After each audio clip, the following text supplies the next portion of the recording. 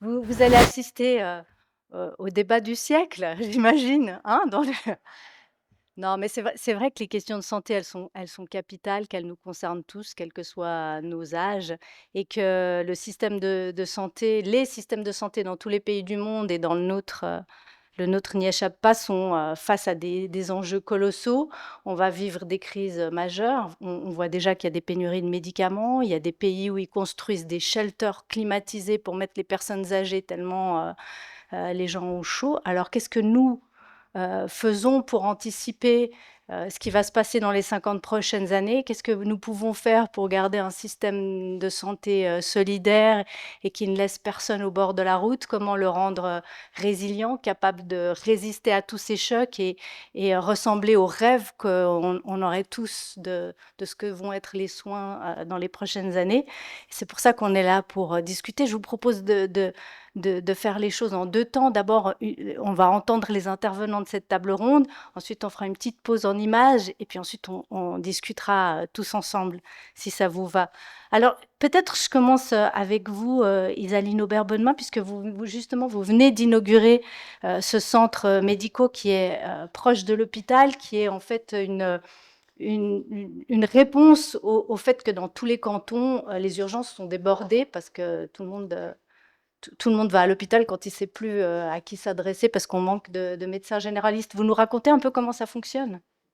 Alors en effet, donc on a ouvert le centre médical début août et puis il se trouve que sur la même surface, il y a plusieurs prestations. Il y a en effet un cabinet de médecine générale avec aujourd'hui en août 4 médecins généralistes, 3 qui arriveront en septembre, une en octobre, un encore en novembre. Ce qui se passe, c'est qu'on sera en février 14 médecins généralistes. Donc ça, c'est pour la partie médico-médecine générale. Et puis sur la même surface, l'hôpital du Jura a aussi mis des prestations. Donc il y a en effet cette permanence médicale. Donc c'est des consultations sans rendez-vous de 9h à 19h tous les jours de la semaine sauf le week-end et les jours fériés, où là, c'est un médecin du service des urgences de l'hôpital qui vient en fait traiter les gens.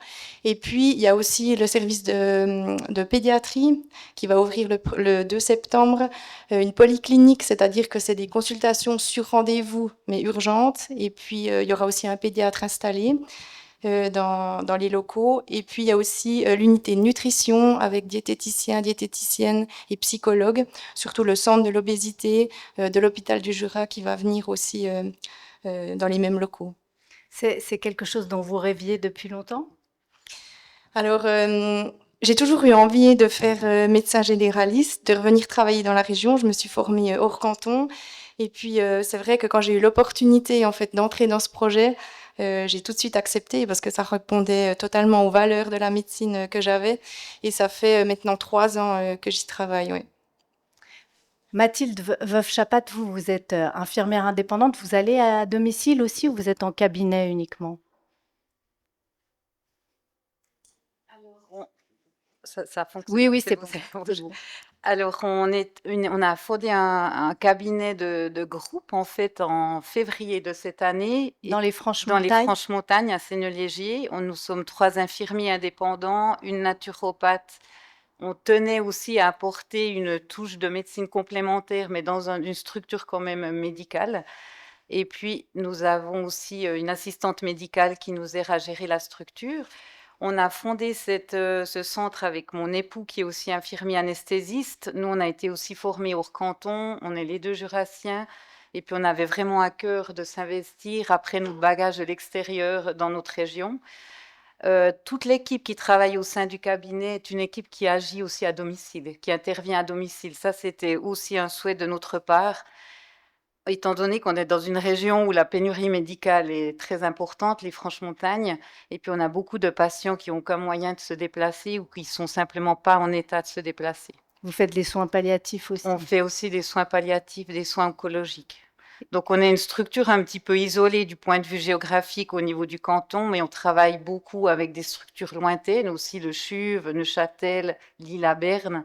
Donc on remarque que même si on est un peu isolé, on arrive en créant des ponts, on a communication, une collaboration qui est assez exceptionnelle avec d'autres structures extra-hospitalières aussi. Et vous aussi, c'est quelque chose dont vous rêviez, et vous imaginez que ça va être pérenne et que c'est une réponse à la crise de sens que vivent les soignants et le système de santé? Alors moi, j'ai commencé prudemment il y a une dizaine d'années dans un cabinet qui était une annexe de notre maison familiale. Et puis très vite, j'ai été débordée. Donc après, on arrive dans un système où c'est difficile aussi de refuser des patients. Donc on a essayé de collaborer avec les structures de soins à domicile, mais il y avait certaines spécialités, il n'y avait pas de personnel formé pour ce qu'on faisait. Donc on a décidé de créer ce centre, ça fait une dizaine d'années qu'on en rêve aussi et qu'on l'a dessiné. Et là, après 4 mois de mise en pratique, on est en train d'atterrir un petit peu, mais il y a toujours d'autres défis qui arrivent. J'imagine. Mhm. Pierre-Alain Fridé, vous êtes médecin généraliste et vous êtes aussi parlementaire. Vous les côtoyez, ces élus des deux chambres, ces conseillers fédéraux. Depuis le temps que vous les observez, comment vous expliquez que les décisions politiques soient si loin des préoccupations des individus qui demandent de l'attention, du temps, d'être maintenus à domicile? Et est-ce que vous êtes pessimiste pour l'avenir ou optimiste? J'aimerais d'abord dire que dans ce débat, moi, je suis un homme du passé. Donc, moi, je suis un médecin généraliste à l'ancienne. Je me suis installé en 1988 à Fontenay, seul, avec visite à domicile, activités sans compter. On est d'une autre génération. Nous, on a vécu, et M. Chalère comme moi, les 80-90 heures par semaine quand on était assistant, la vie qui, quelque part, n'existait plus. Et j'ai toujours un peu fonctionné comme ça. Et je reconnais très bien que maintenant, la jeune génération aspire à autre chose parce que c'est vrai que ma vie a été passionnante, je ne referai pas autre chose, mais c'est vrai que c'était ouais, 70 heures par semaine, enfin régulièrement, enfin des vies compliquées. Pour répondre à votre...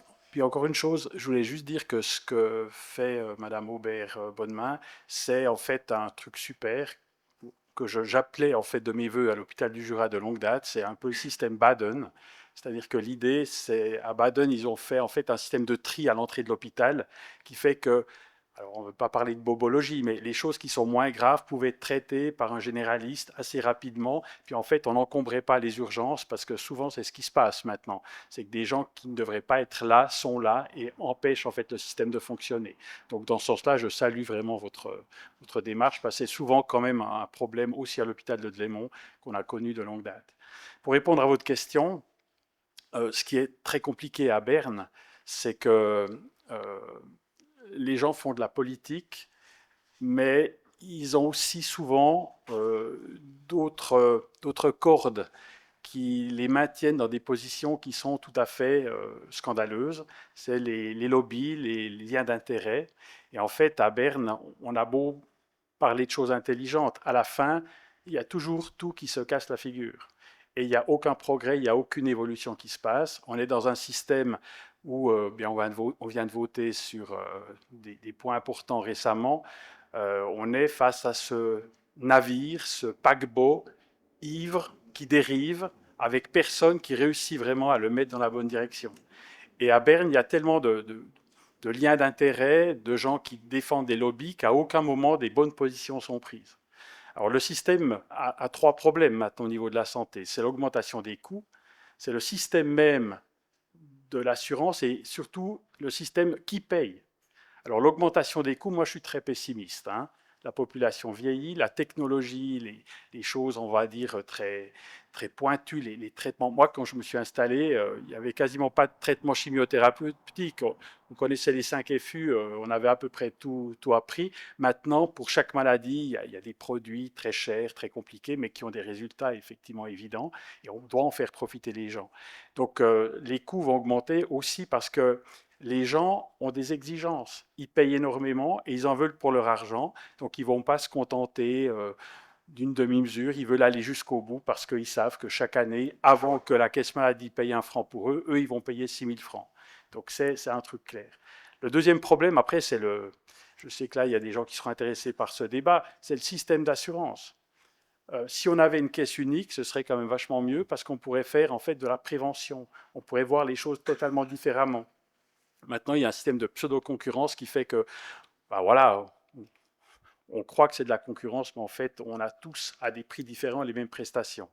Puis le troisième problème, qui était celui du 10% dans la votation récente, c'est que je vous considère tous comme des gens très riches, des milliardaires potentiels.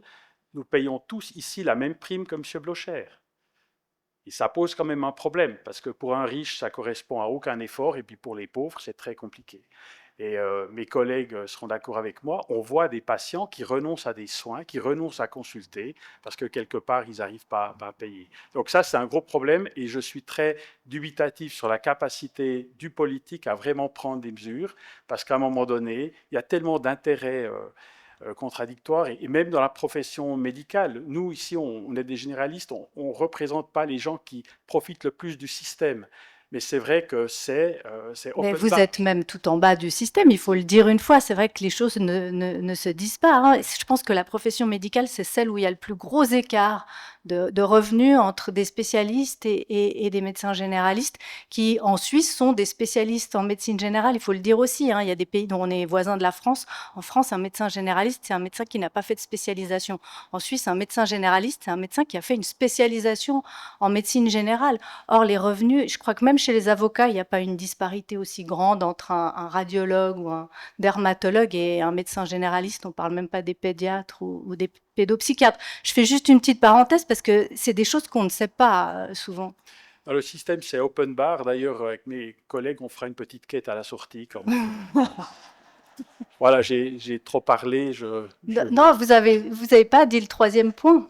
Si, c'était Si. le troisième point. Donc, D'accord. le premier, c'est l'augmentation des coûts. Des coûts. Le deuxième, c'est c'est le système d'assurance qui ne fonctionne pas. Puis le troisième, c'est qu'il faut un autre système de paiement. Alors qu'il y ait une prime, c'est assez logique. Mais après, si le système en fait, de l'impôt payait beaucoup plus, ça permettrait d'avoir la possibilité pour les gens de vivre, de survivre, parce qu'actuellement, ça a vraiment un impact terrible sur le coût de la vie, sur le pouvoir d'achat des gens, et c'est tout à fait inacceptable. Alors, ce constat, il n'est pas nouveau, on le fait depuis longtemps.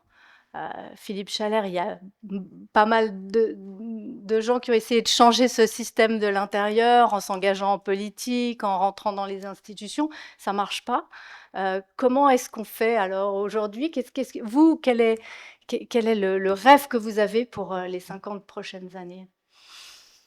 Merci beaucoup. Il y a beaucoup de choses qui ont été dites et beaucoup de choses intéressantes par ces trois premières interventions.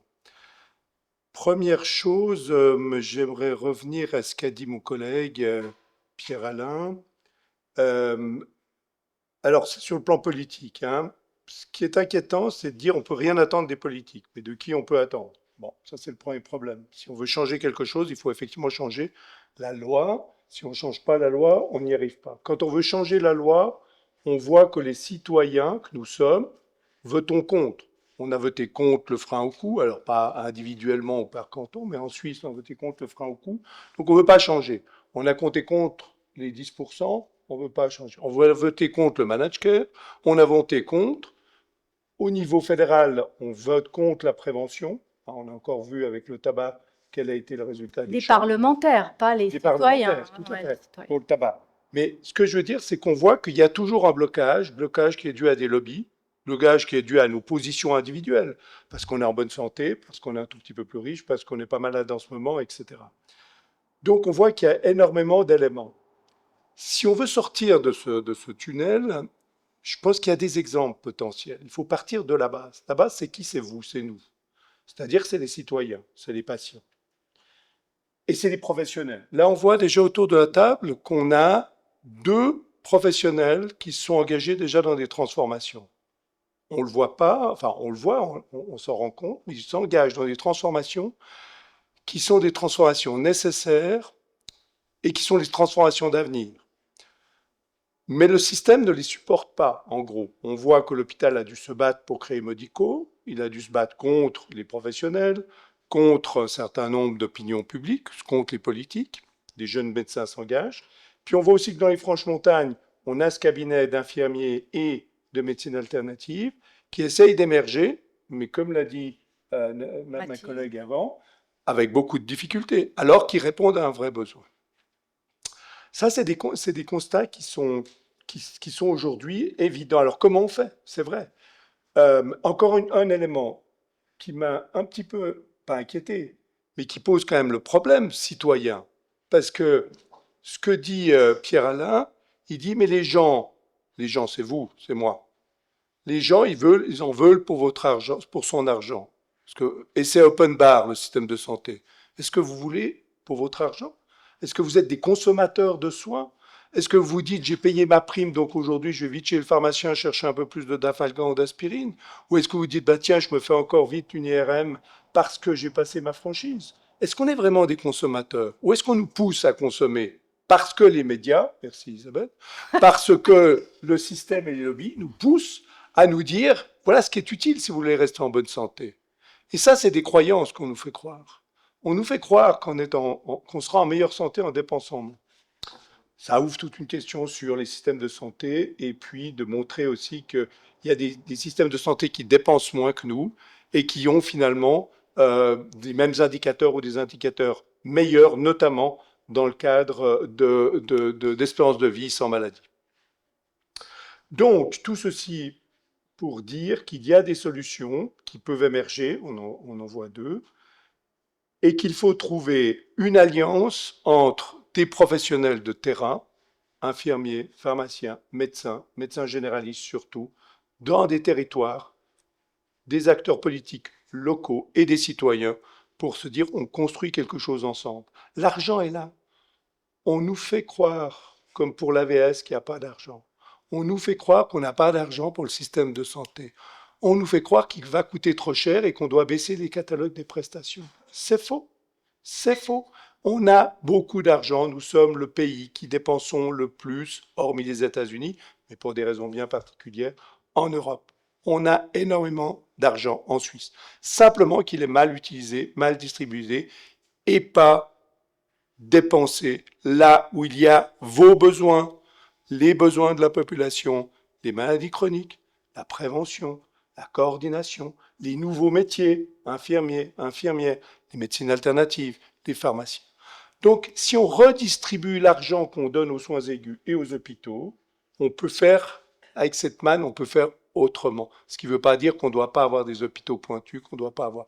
Mais il y a beaucoup de gaspillage. 30% aujourd'hui des soins qui sont dispensés, des hospitalisations, sont futiles, voire inutiles. Donc il faut repenser le système, réparer le système à la lueur des communautés que nous sommes et reconstruire à partir de la base. Après, dans le débat, on pourra discuter. On regardera des exemples, mais vous avez nommé la prévention, qui est vraiment le parent pauvre de la santé en Suisse. Je pense qu'on est un des plus mauvais pays de l'OCDE et on est très, très en régression, en fait, parce qu'on a fait quelques pas en avant et on est en régression. Moi, je voulais demander à Isaline et à Mathilde aussi après, vous êtes inquiète par rapport à ça? On voit qu'on a abandonné les enfants à l'industrie du tabac. On a un taux de tabagisme qui est parmi les plus hauts d'Europe. Et ça va coûter très cher en termes de souffrance et de coûts aussi. Hein. Il y a tellement de jeunes qui fument dans 10, 20, 30, 50 ans. Ça va coûter une fortune de les soigner. Ça va augmenter le nombre de cancers, de BPCO, toutes sortes de maladies auto-immunes. Et puis, vous avez parlé toutes les deux de nutrition. Et là aussi, on a abandonné les enfants à l'industrie agroalimentaire. On voit que le taux d'obésité augmente. On voit que les enfants ne sont pas pris en charge avant d'avoir une obésité morbide. Ça vous révolte? Et puis, comment vous voyez-vous les choses sur le front de la prévention? Puisque ça, c'est une de nos préoccupations majeures, puisque le but, quand même, c'est d'éviter au maximum de tomber malade. Alors c'est clair, moi je le dis souvent à mes patients, c'est la prévention, c'est la meilleure des médecines. Et puis, en effet, on est quand même face, nous médecins généralistes, à tout plein de lobbies qui fait que les jeunes, enfin les personnes depuis l'enfance sont un petit peu dans l'industrie du tabac, agroalimentaire, etc. Tout ce que vous avez cité. Après, moi je pense que on a quand même une grande partie des patients qui ont quand même conscience de ça. Hein. Je pense que maintenant, il n'y a plus personne qui vient à ma consultation en disant oui, je fume, puis je suis très heureux de fumer. Les gens, ils essaient quand même toujours d'arrêter. Alors parfois, c'est pas la bonne période, mais moi, je remarque quand même que chaque personne fumeuse a une fois voulu essayer d'arrêter. Après, c'est vrai que ben voilà, ce problème d'addiction qui fait que c'est pas facile. Mais est-ce que vous vous sentez soutenu? C'est-à-dire, est-ce que vous vous sentez pas un peu seul face à la masse de travail à faire, de discussions avec les patients, d'informations? Si, en effet. Et puis c'est vrai que ben, comme on a beaucoup de travail, hein, vu qu'on manque de médecins généralistes, ben, notre consultation, elle est souvent d'une durée de 20 minutes, 15-20 minutes. Certains généralistes font 15 minutes. Et puis là, ben, on traite vraiment le problème aigu et on a peu de temps pour parler de prévention. Et ça, vous aimeriez en avoir plus? Alors clairement. L'idéal pour vous, ce serait Mhm. vraiment... Après, je pense que, ben, comme tout, disons, pathologie, le médecin généraliste, c'est un maillon de la chaîne.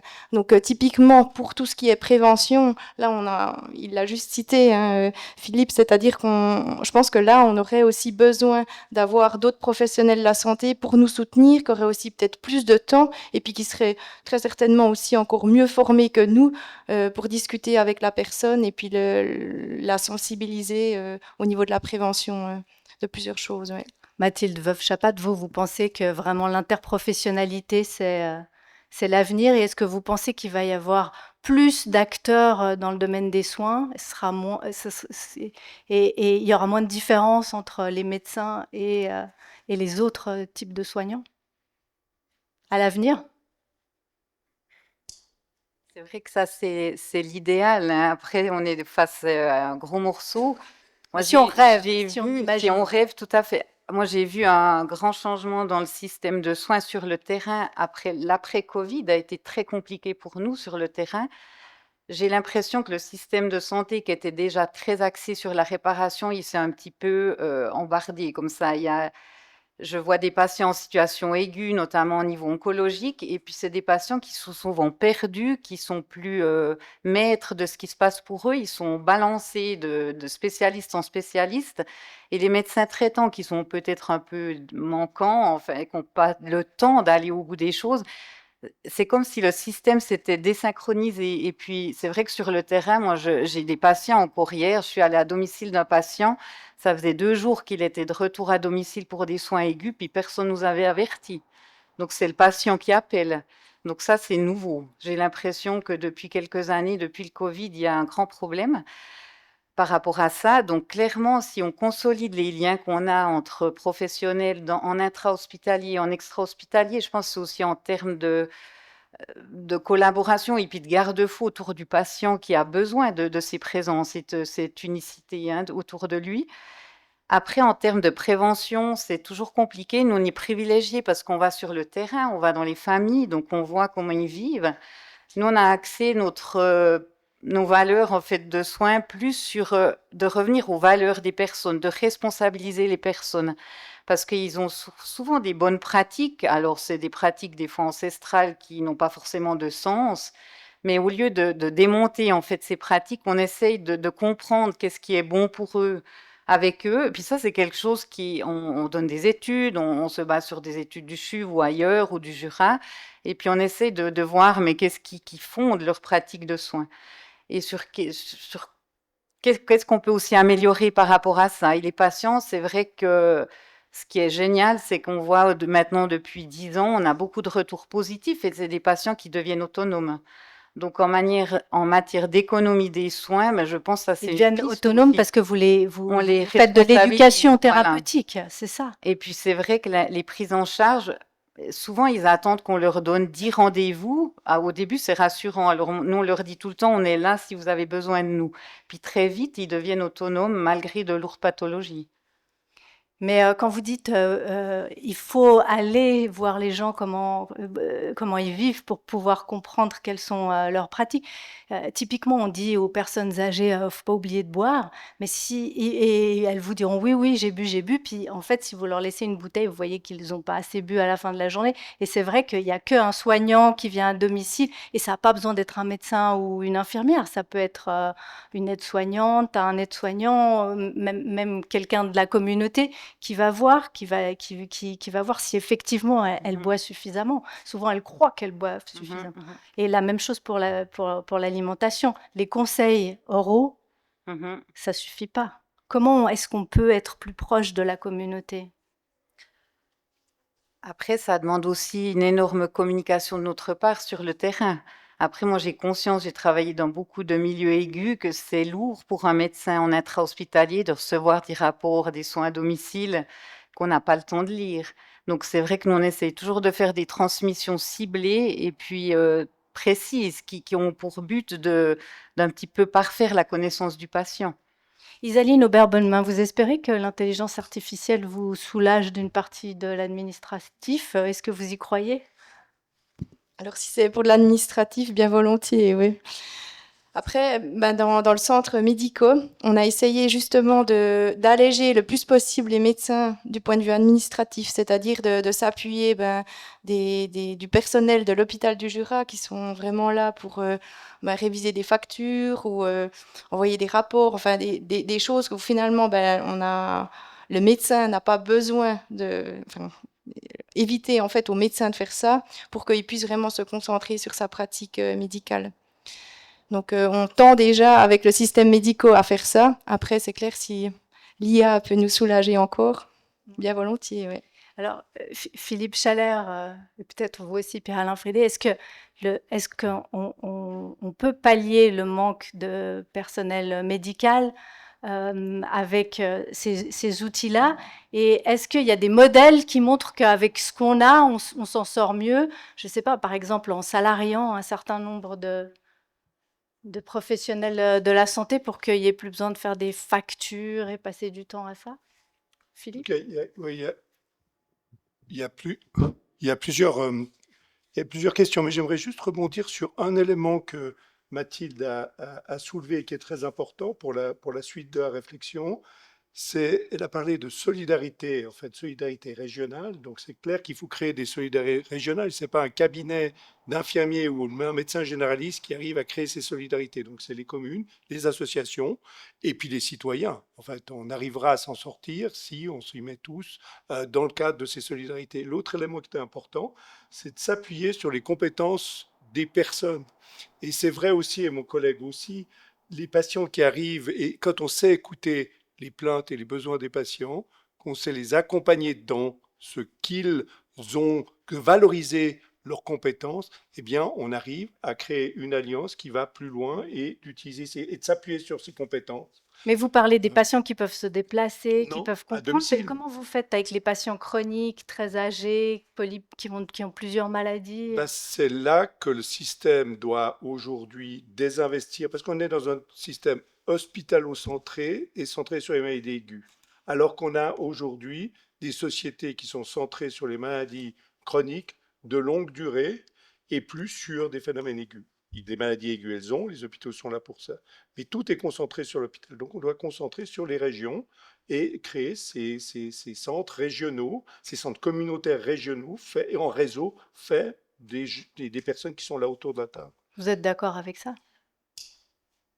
Moi, je suis persuadé que la seule façon de baisser les coûts, c'est de permettre de remettre la médecine générale vraiment au premier point et qu'elle soit respectée, parce que maintenant, elle n'est plus respectée. Vous avez un système, par exemple, de médecins de famille. Vous avez certainement quasiment tous le truc de médecin de famille. C'est un truc hyper chiant pour les généralistes, parce que dans ma consultation, j'ai une bonne partie des gens qui jouent le jeu. C'est-à-dire, je suis le gatekeeper, comme on dit, c'est celui qui tient la porte. Et puis, je dirige, etc. Alors, j'ai deux problèmes. C'est qu'il y a toute une catégorie de gens qui ne jouent pas ce jeu-là et qui veulent directement aller chez le spécialiste. Et quelque part, le spécialiste donne des rendez-vous. Puis les gens, ils disent, mais écoutez, j'ai un bouton, là, j'ai pris rendez-vous chez le dermatologue. J'ai juste besoin d'un bon de délégation. Je ne veux pas aller chez deux médecins, alors que je pourrais certainement résoudre le problème à moindre coût. L'autre problème après, c'est que quand un patient arrive chez le spécialiste, très souvent le spécialiste ne renvoie pas. Il va lui-même suivre. Et le spécialiste va peut-être envoyer chez un autre spécialiste et moi je devrais faire un bon de délégation, mais j'aurai toujours à la limite peut-être même pas de papier qui va revenir. Mais Donc, on est dans un système très compliqué. Et on est dans un système qui favorise la multiplication des actes, qui sont des actes rémunérateurs. Alors, est-ce que vous pensez que ce serait possible qu'en Suisse, on change complètement de système et qu'on adopte un système un peu à la danoise, où justement le médecin généraliste, le gatekeeper, le médecin de famille est en fait un salarié de l'État extrêmement bien rémunéré, il s'emmerde plus avec les factures et tout ça. Et c'est lui qui décide si le patient doit aller chez un spécialiste parce qu'il n'arrive plus à gérer. Et les gens jouent le jeu et je crois qu'ils ont réussi, Philippe, toi tu connais ça mieux que moi, à diminuer, je crois, de 30% les coûts, tout en améliorant la qualité des soins et la satisfaction des patients. Donc c'est quelque chose qui serait possible. Bon, à titre personnel, moi j'étais content de ne plus être employé, etc., être indépendant, mais le système en lui-même me paraît intéressant. C'est-à-dire que l'idée, c'est enfin, pour moi, l'argent est un problème dans le sens de la relation avec le patient. Si on était déchargé de ça, ce serait beaucoup plus facile. Chaque fois qu'on décide d'un truc, il y a une contrainte financière. Et puis, c'est quelque chose de très pénible. Donc, moi, j'abonde dans ce sens-là. Ce que je voulais dire avant, c'était que pour moi, en tout cas, ce qui est prioritaire, c'est de renforcer le rôle de la médecine générale dans les filières de formation, qu'on soit reconnu et que manifestement, il y ait beaucoup plus de généralistes qui s'installent. Et dans une région comme le Jura, de quoi on a besoin? On a besoin d'un réseau fort de médecins généralistes avec des soins à domicile sous différentes formes qui soient vraiment efficaces. Ici, qu'est-ce qu'on voit? On tape sur les soins à domicile maintenant parce qu'ils coûtent trop cher.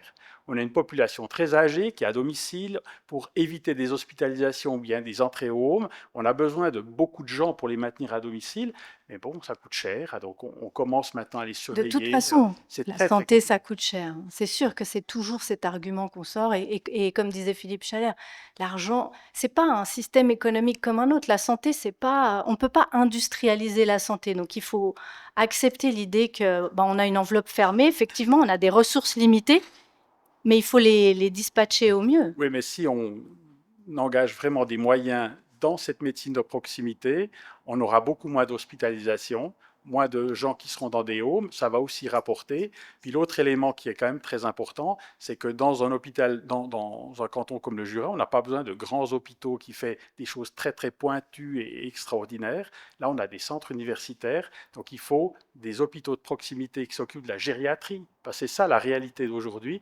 Et puis, ce sera aussi un moyen de faire des économies, d'éviter des doublons, puis de centraliser vraiment dans des endroits précis l'extraordinaire qui va être réalisé, qui devient de plus en plus pointu et cher.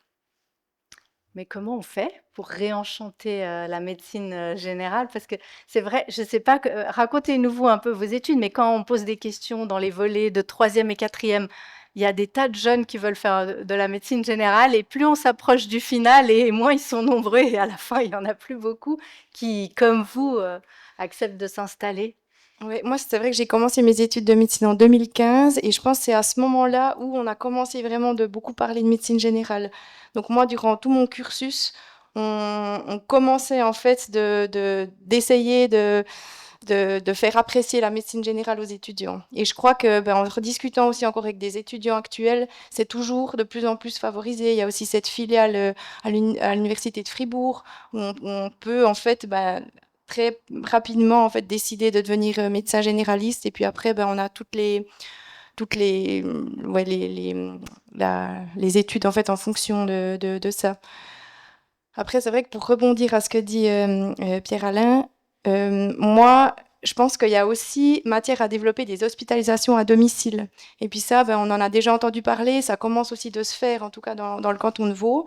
Moi, j'ai ben, des anciens amis, enfin des amis d'études, qui sont en fait, qui se baladent à vélo électriques à Lausanne et puis en périphérie et qui vont en fait visiter les gens. Donc il y a chaque fois la personne a un médecin qui vient tous les jours et puis plusieurs passages aussi de soignants dans la journée.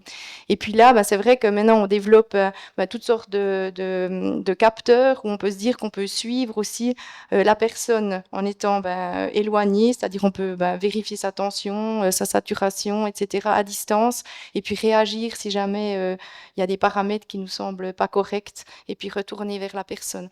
Donc c'est aussi un confort pour la personne qui n'a pas besoin d'une hospitalisation. Et c'est un souhait. Les gens ont Oui. envie de ça. Beaucoup, ils le disent beaucoup, les patients.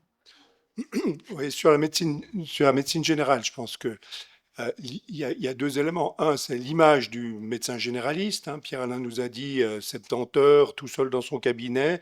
Les jeunes n'ont plus envie de faire ce job-là. Mais aujourd'hui, ce job est changé parce que nous, on a quand même beaucoup de collègues généralistes qui travaillent et qui travaillent aussi ici dans le Jura. Ben, les 14 collègues qui vont travailler à Médicaux, ils vont travailler à temps partiel. Donc, il y a le temps partiel qui est possible. L'autre élément, c'est la formation, donc valoriser cette formation. Euh, et puis, c'est le revenu. La FMH, donc celle qui fixe les tarifs, hein, ceux qui fixent les tarifs pour les médecins, la fédération, et c'est 70 ou 60% de médecins spécialistes. Donc on n'a jamais, les généralistes n'ont jamais réussi à faire reconnaître leur tarification pour qu'ils puissent avoir une tarification égale à celle des spécialistes. Donc c'est clair que entre la pénibilité du travail et un salaire moindre, il faut vraiment être comme Isaline et d'autres, très motivés. Idéaliste. Idéaliste, mais je pense que c'est le plus beau métier. C'est le plus beau métier en médecine, c'est la médecine générale. Et il faut qu'on donne les conditions à nos jeunes pour réenchanter cette médecine générale, qui est aussi interprofessionnelle. Les jeunes ont aussi à travailler avec des infirmières, des pharmaciens et puis d'autres professionnels. Et ces professions sont en train d'évoluer aussi, Tout à hein. fait. Mathilde, on parle d'infirmières en soins avancés, il y a des compétences nouvelles. On voit aussi que du côté de la physiothérapie, ergothérapie, enfin, toutes ces professions paramédicales autour du patient, elles montent en compétences et on peut très bien imaginer qu'on peut sortir du système binaire dans lequel on est aujourd'hui. Je t'ai coupé, mais... Non, non. C'est clair que en tout cas, sur le terrain, mais on voit, on est toujours en train d'essayer de chercher l'interaction entre ces différents services. Après, je crois que c'est dans la vallée de Conches, près de Davos, il y a une structure avec un centre de soins, je pense que M. Chalet, vous me corrigez si jamais, où il y a 2 médecins généralistes avec 6 ou 7 infirmiers spécialisés. Puis ça, je pense qu'en termes de médecine pour le futur, en termes de gestion des coûts aussi, c'est des solutions qui me paraissent tout à fait réalisables. Je pense que les médecins ont des grandes capacités de poser des diagnostics, d'orienter, mais c'est vrai que nous, on a dans notre équipe presque 15 ans de spécialisation. On arrive à voir nos limites, on travaille énormément sous protocole. C'est vrai qu'à la venue des jours fériés, du week-end, ben là, on sort d'une période de vacances où on n'avait pas de médecin traitant pendant 3 semaines. Ça soulève un autre problème de synchronisation des cabinets médicaux. Mais en même temps, on s'est débrouillé parce qu'on a anticipé, on a demandé des protocoles, des réserves de délégation, notamment purement médicamenteuses. Et puis on a fonctionné comme ça, en sachant qu'il y avait toujours l'hôpital en deuxième ligne si on ne savait, on n'arrivait plus à gérer. Donc je pense clairement que moi je suis assez positive et j'ose rêver dans le Jura. Je pense qu'on arriverait en se synchronisant un peu plus, peut-être par une plateforme cantonale avec des personnes dont les compétences sont affichées. Moi, on est infirmier indépendant, on est 64 au Jura infirmier indépendant. J'ai des collègues qui n'ont pas du tout le profil que nous, donc ils ne sont pas capables de gérer les soins qu'on fait. Et moi, je ne suis pas capable de les remplacer. Donc, je trouve qu'au niveau cantonal, il manque une structure qui pourrait peut-être mettre en valeur les compétences de chacun. Vous pensez que le Jura pourrait être un canton pilote pour mettre en place ces structures qui partent de la base et qui échappent un peu aux dispositions fédérales dont on voit qu'elles ne bougent jamais? Je pense clairement. C'est vrai que moi, je reparle de notre petite structure, mais nous, on a, par exemple, en termes d'impact CO2, on a eu une réflexion au niveau du cabinet. Et puis, on est passé de l'usage unique à l'usage vraiment réutilisable dans tout ce qu'on pouvait faire. Et on travaille maintenant en collaboration, par exemple, avec le dentiste de la place qui nous stérilise les appareils. Alors ça, c'est tout des petites choses qu'on a mis. On travaille aussi en vélo électrique, donc on a un partenariat avec le magasin de vélo. Donc on essaye d'avoir du sens. Mais Ça ça, fait que c'est des choses qui sont faisables. et c'est des choses qu'on voit pas, dont on Voilà. parle peu, mais qui ont un impact énorme et qui vont de plus en plus être importantes face aux crises qu'on va traverser, parce que c'est sûr qu'on va avoir des problèmes d'approvisionnement de matériel, d'approvisionnement en énergie, et il faut un système qui puisse s'adapter, parce que celui qu'on a aujourd'hui, je ne sais pas si vous êtes d'accord avec moi, mais il est beaucoup trop rigide pour faire face aux crises. Tout à fait. Et Pierre-Alain Fridé. J'aimerais encore donner une petite définition de ce que devrait être le généraliste idéal. Mon ancien patron à Port-Entruy, le docteur Jean-Pierre Bernard, qui était un médecin très réputé de la région, il m'avait dit une fois, je crois que j'aime pas vraiment la médecine, j'aime les gens. Et en fait, pour être généraliste, je trouve qu'il faut aimer plus les gens que la médecine. Parce que c'est pas toujours très sexy de parler avec un toxicomane, de parler de choses de la vie, conflits conjugal, des problèmes, des maladies, on va dire, assez Et de la basiques. mort, C'est de beaucoup la plus, mort. c'est Vous devez de la parler de la mort, de la mort. mort, ouais, c'est beaucoup plus sexy de parler d'un grand syndrome, de voir des choses, etc. Et il y a toute une partie des gens, je me rappelle dans mes stages à l'hôpital, il y a des gens qui parlaient de l'hépatite B de la chambre 117. Vous voyez, c'est choquant. C'est une personne qui est là, c'est pas l'hépatite B. Et dans les hôpitaux, c'est des fois des choses, en tout cas que moi j'ai vécues.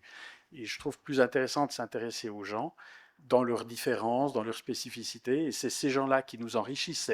C'est tout le plaisir que j'ai eu dans ce travail. Parce que moi, comme généraliste, j'allais beaucoup dans les fermes à Joulotte. La goutte, d'ailleurs, était très bonne, hein, souvent. Et j'entends tout ça, ça crée des relations humaines qui sont extraordinaires. Et c'est ça qui enrichit et qui donne envie de ce travail et de le faire. Vous êtes d'accord avec ça, Isaline? Les soignants souvent parlent d'une crise de sens, souvent ils sont un peu désabusés. Est-ce que vous, comme généraliste, vous n'avez pas du tout ces questions-là? Moi, le métier de médecin généraliste, c'est vrai que je l'aime aussi parce que j'aime les gens depuis toujours. Et puis, je trouve en fait, il est aussi super intéressant parce qu'on touche à tout. Alors peut-être c'est moins sexy, mais pour moi, je trouve en fait extrêmement intéressant de se préoccuper de la personne en entier. Et puis, on traite pas juste son cœur ou ses poumons, mais vraiment, on a une vision globale de la personne. Donc c'est moi, plus le travail est varié, plus je suis intéressée.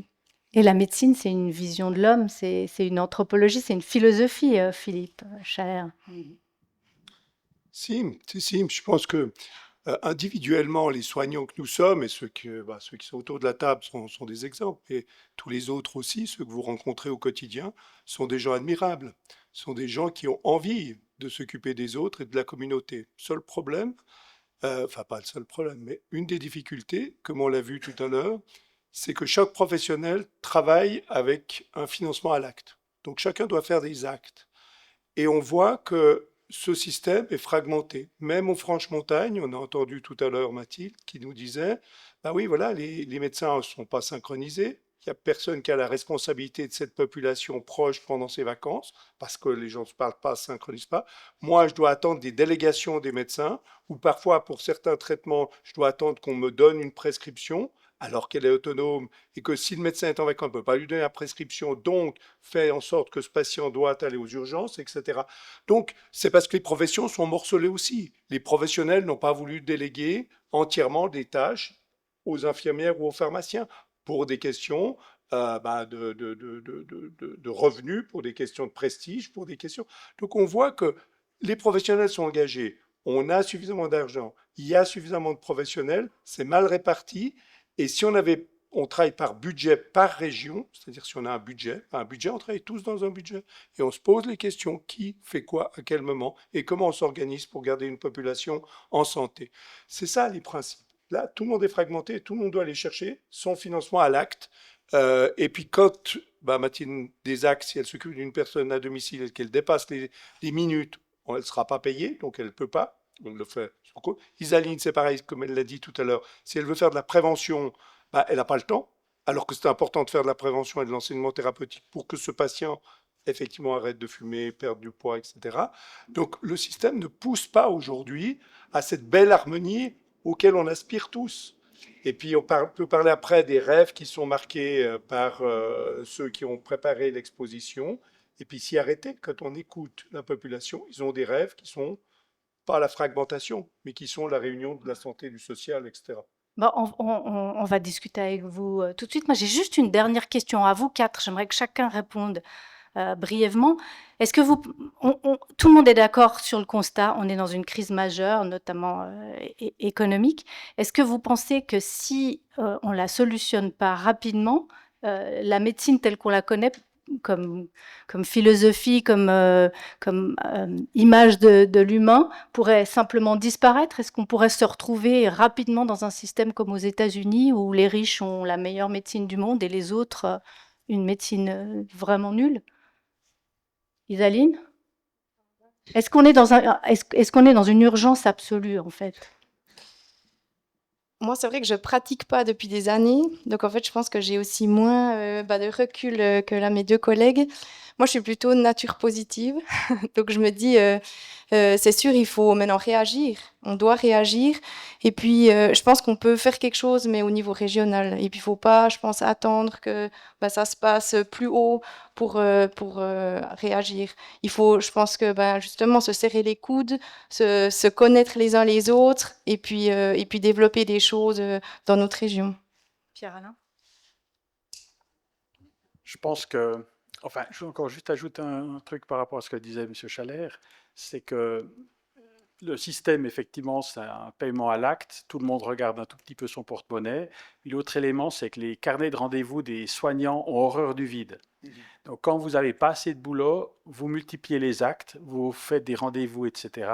Et puis, en fait, à la fin, tout ça, c'est des facteurs qui augmentent les coûts. Alors, dans le Jura, les généralistes, ils n'ont pas besoin de, ils n'ont pas de problème, mais je pense que dans les grandes villes, c'est un Bien sûr. facteur important et ça, c'est véritablement délétère. Et le patient qui arrive dans un cabinet, c'est potentiellement la personne qu'il faut un tout petit peu saigner au niveau du portefeuille. Surtout si elle a une assurance privée. Mais sur la question de l'implosion, est-ce qu'on est au bord d'une implosion qui pourrait mettre à mal la solidarité? Donc le risque politique clair maintenant, c'est qu'effectivement, qu'on réduise, pour réduire les coûts, le catalogue de prestations et qu'on fasse effectivement une médecine à deux vitesses avec les complémentaires qui en fait pourraient offrir aux plus riches des prestations.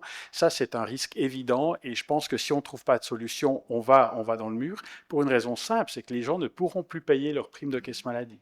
Donc pour moi, l'urgence, elle est politique. Il faut effectivement idéalement une caisse unique. Pour la prévention, ce serait vraiment l'idéal. Et puis à côté de ça, un système beaucoup plus juste de paiement, parce que M. Chalère l'a dit avant, effectivement, il y a de l'argent, mais on est aussi le pays, un des pays européens où le financement se fait le plus par capitation, donc sur la personne. Alors que dans beaucoup d'autres pays, c'est essentiellement par l'impôt, ce qui est beaucoup plus social et juste. Chez nous, l'impôt, c'est qu'une partie, mais le maximum, le plus important, c'est en fait par capitation. Et on voit par exemple dans le système dentaire, qui est alors un système catastrophique dans un pays comme le nôtre, 25% des gens en Suisse renoncent à des soins dentaires. Et ça, c'est l'exemple clair qui n'existe pas dans d'autres pays, où en fait, je ne sais pas, en France, la sécurité sociale, elle intervient dans ce domaine-là. Donc il faut effectivement des décisions politiques, autrement il y aura une médecine à deux vitesses. Mathilde? On est au bord de l'implosion? Alors c'est vrai que sur le terrain, on remarque depuis quelques mois des patients qui refusent l'ambulance, par exemple, parce qu'ils savent qu'ils ont déjà atteint leur quota. Donc ça, c'est des réalités. Alors après, on doit gérer sur place ou à domicile. Ça n'arrivait pas avant.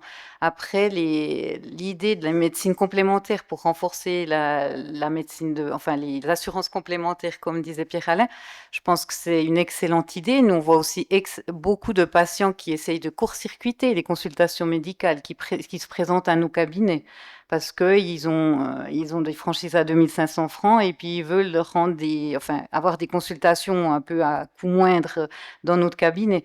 Donc, on est souvent en train de réorienter des patients dans la bonne filière médicale. C'est intéressant, ça. Ouais. Mm, mm.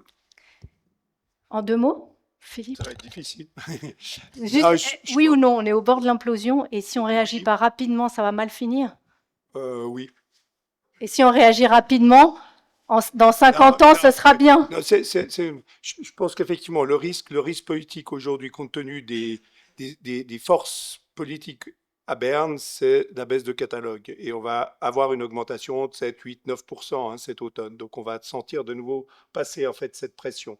La caisse publique ne gère pas le problème des coûts et de l'augmentation des coûts. Elle gère un certain nombre de choses, mais elle ne gère pas ça. Et on voit que le NHS, qui est une caisse publique, les Anglais sont contents, mais ils n'ont pas les prestations que nous avons. Donc ça ne règle pas tout.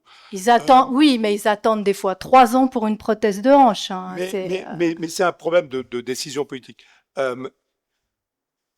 On a vu, et Mathilde l'a dit, les pandémies, on risque d'avoir des pandémies. Ce n'est pas seulement les pandémies, mais la crise climatique, elle est là, et on voit qu'on aura des crises, de nouvelles crises. Et si le système n'est pas robuste, et si on ne le crée pas au niveau des régions comme on l'a exprimé tout à l'heure, qui soit robuste, bah, effectivement, ça sera la catastrophe.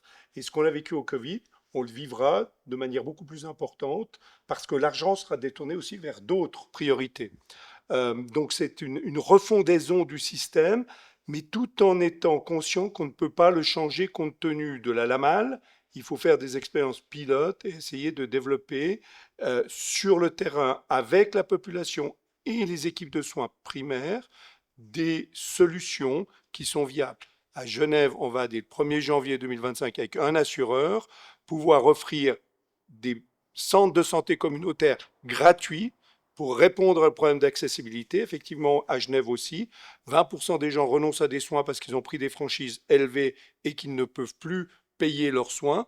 Donc, l'infirmière sera gratuite. Dans le cadre de l'assurance LAMAL, la prévention sera gratuite, la télémédecine sera gratuite aussi. Et c'est un Donc, projet pilote. Si c'est un ça projet fonctionne, pilote au 1er janvier, donc ça pourrait inspirer les politiques. L'objectif, c'est de dire, si on fait ça, si on agit en amont, prévention, accessibilité aux soins à des personnes qui ont des vrais besoins, eh bien, on ne va pas avoir des coûts par la suite. Donc, globalement, au niveau du système, ça ne va pas coûter plus cher parce qu'on a offert des prestations qui répondent à des besoins de groupes spécifiques ou de populations. Merci. On fait une petite pause. Je crois qu'on nous a préparé un petit film. Et puis ensuite, on discute ensemble. Et sinon, la santé, ça se porte bien? Ouais, un peu des problèmes de prostate, quoi. Hein, c'est l'âge, mais à part ça. C'est quoi les symptômes? Ah ben, on commence à devenir débile et puis à dire des conneries mais ça, au chez micro. moi, c'est depuis tout petit. C'est la prostate aussi. La santé dans le Jura en 2074. Ah, on sera tous en très très bonne santé. Alors là, il n'y a pas de problème, parce qu'avec le réchauffement climatique, nous, on aime bien ça, parce qu'on a tellement froid, surtout aux Franches-Montagnes. Est-ce que vous connaissez de bons proctologues dans le Jura? Ah, ça, c'est une bonne idée. Un proctologue, c'est celui qui est responsable du tempo dans une fanfare, ou bien c'est ça, hein? Et sinon, c'est bien l'hôpital à Port-Entruy? Moi, je connais que celui de Bâle. Les addictions? Ouais, c'est ça. C'est exactement ça. Et vous aimeriez vous réincarner en quoi? Moi, en singe. Oui, peut-être centraliser le plus pour économiser de l'argent. C'est toujours ce facteur pécunier qui revient. Et voir aussi qu'on ait assez de personnel qui nous soigne à l'avenir. Hein. Les hôpitaux, vous préférez lequel dans le Jura?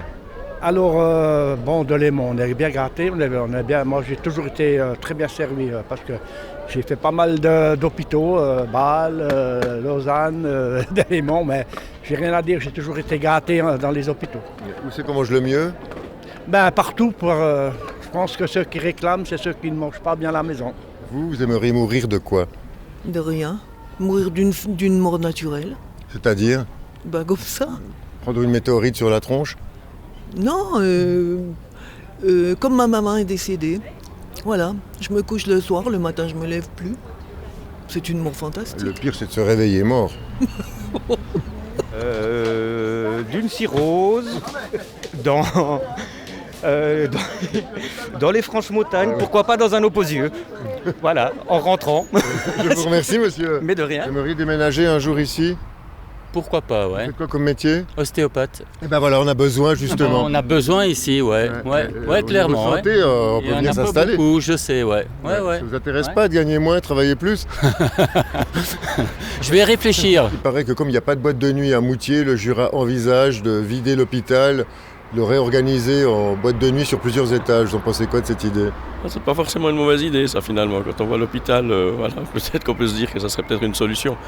Et puis, en matière de soins, l'hôpital de Moutier, il va alors rester? c'est le top. Hein? J'espère qu'elle reste. Il paraît qu'il voulait faire une discothèque. Ça, je crois pas. Ah non? Non. Il paraît qu'ils vont transformer l'hôpital en discothèque. Ah, c'est vrai?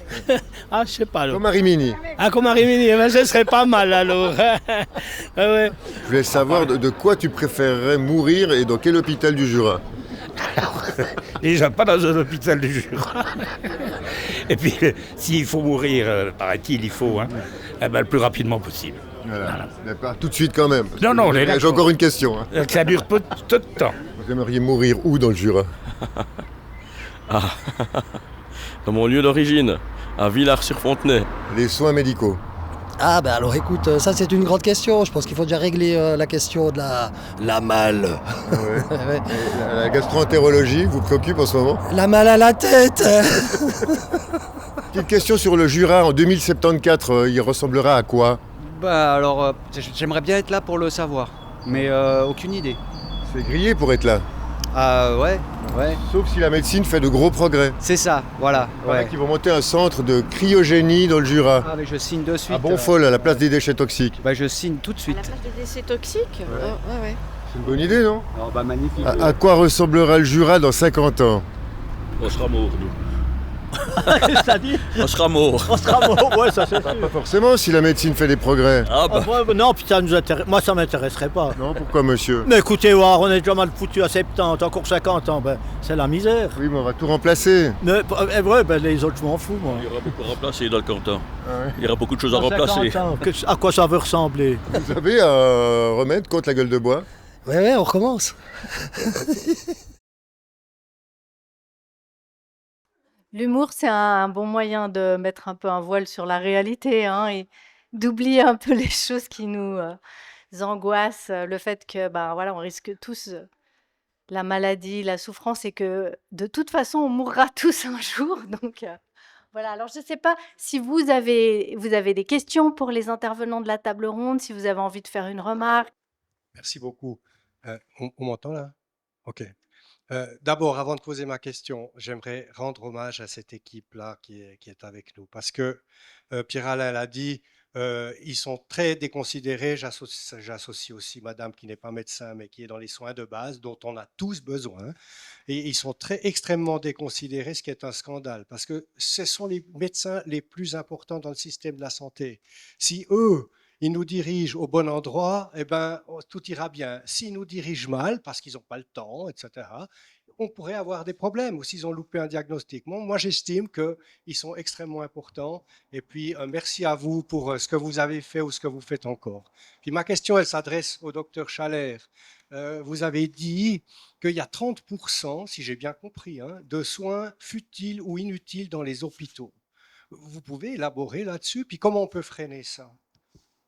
Alors, j'ai pas dit qu'il y avait 30% de soins inutiles dans les hôpitaux, j'ai dit en général. En général, il y a des soins qui sont inutiles pour des raisons multiples. La première, c'est que Pierre-Alain l'a dit, les carnets des rendez-vous des médecins spécialistes ou généralistes se remplissent. Se remplissent parce qu'on redonne rendez-vous aux patients parce qu'on a un trou dans une semaine, 2 semaines. Je peux vous donner un petit exemple d'examen inutile. J'ai un patient, alors on a parlé de prostate tout à l'heure, un patient que je fais un bilan annuel, pas annuel, tous les 2 ans parce qu'il a 60 ans et puis je fais la PSA dans le cadre de ce screening. C'est l'examen pour voir si la prostate va bien. Il est très bien, il n'a aucun problème. Il avait eu un problème il y a 2 ans urinaire. Il avait été chez un urologue. Et puis quand on finit la consultation, il me dit, vous savez docteur, je dois vous dire que je vais chez l'urologue la semaine prochaine. Puis je dis, attendez, pourquoi vous allez chez l'urologue? On vient de regarder ensemble, il n'y a aucun souci. Ah, mais parce que l'urologue m'a convoqué. Parce que l'urologue le convoque toutes les années. Et puis il n'ose pas dire non. Je crois qu'ils n'avaient pas le droit, les médecins, de convoquer les patients. Ils le font, les ophtalmos le font, les dentistes le font, etc. Donc, en fait, on reconvoque les patients, là, ce n'est pas utile. On fait croire aux patients qu'il y a des examens inutiles. Le nombre de coronarographies qui sont totalement blanches quand on fait un examen du cœur, compte tenu que les cardiologues gagnent aussi leur vie en faisant des coronarographies, en Suisse, c'est le pays où il y a le plus de coronarographies. Le nombre de doublons parce que ni les professionnels ni les politiques n'ont poussé le dossier électronique, ni nous aussi en termes de citoyens. Donc on fait des doublons, des tas d'examens inutiles. Ça, c'est des examens inutiles. Combien de personnes âgées ou de malades avec des troubles psychiques sont dans un hôpital psychiatrique ou dans un hôpital de soins aigus alors qu'ils pourraient être dans un centre communautaire, à la maison, simplement qu'ils sont à l'hôpital parce qu'il n'y a pas d'autre alternative, comme on l'a vu tout à l'heure. Alors que l'hôpital, c'est dangereux. Et donc, et dangereux, et c'est le double d'une prise en charge à domicile ou le triple. Le nombre d'examens sanguins qui sont totalement inutiles. Vous rentrez chez vous, et puis vous regardez votre pharmacie. Vous vous dites combien j'ai de médicaments vraiment utiles. Pourquoi j'ai des boîtes de 100 alors que j'en ai pris que 20? Vous allez voir vos personnes âgées, vos parents dans les homes, et vous regardez quels sont le nombre de médicaments qu'ils prennent. Des patients grabataires, 90 ans, ils prennent encore 8 médicaments par jour, dont du calcium, des anticholestérol, alors qu'ils ont des durées de vie qui sont très limitées et qui nous ont demandé, quand ils étaient bien, qu'on ne s'acharne pas, mais on continue à leur donner des médicaments, etc., etc. C'est ça le gaspillage. C'est l'inutilité de toutes ces petites choses qu'on fait qui s'additionnent et qui coûtent très cher. Je pourrais donner encore beaucoup d'autres exemples. Mais, Merci beaucoup. Oui, juste parce que tu as parlé des hauts, mais j'ai une question qui était importante et que j'ai oublié de vous poser, c'est est-ce qu'aussi, si on réagit pas rapidement, on risque pas de se retrouver, comme certains pays, entre les mains de grands groupes? On sait que, par exemple, Orpea Cenevita, qui est en Suisse, c'est un groupe qui achète des EMS, des EHPAD, des maisons de retraite et qui fait énormément d'argent avec. Et est-ce que si on n'occupe pas le terrain justement avec des initiatives communautaires, cantonales, communales, on va pas se retrouver avec ces groupes-là et se retrouver pieds et poings liés à encore moins pouvoir bouger qu'aujourd'hui? Je ne sais pas qui veut répondre, hein. Il est évident que c'est super la santé parce qu'il y a de l'argent à se faire. Donc dans la mesure où il y a de l'argent à se faire, les gens ne vont pas hésiter à aller dans cette direction.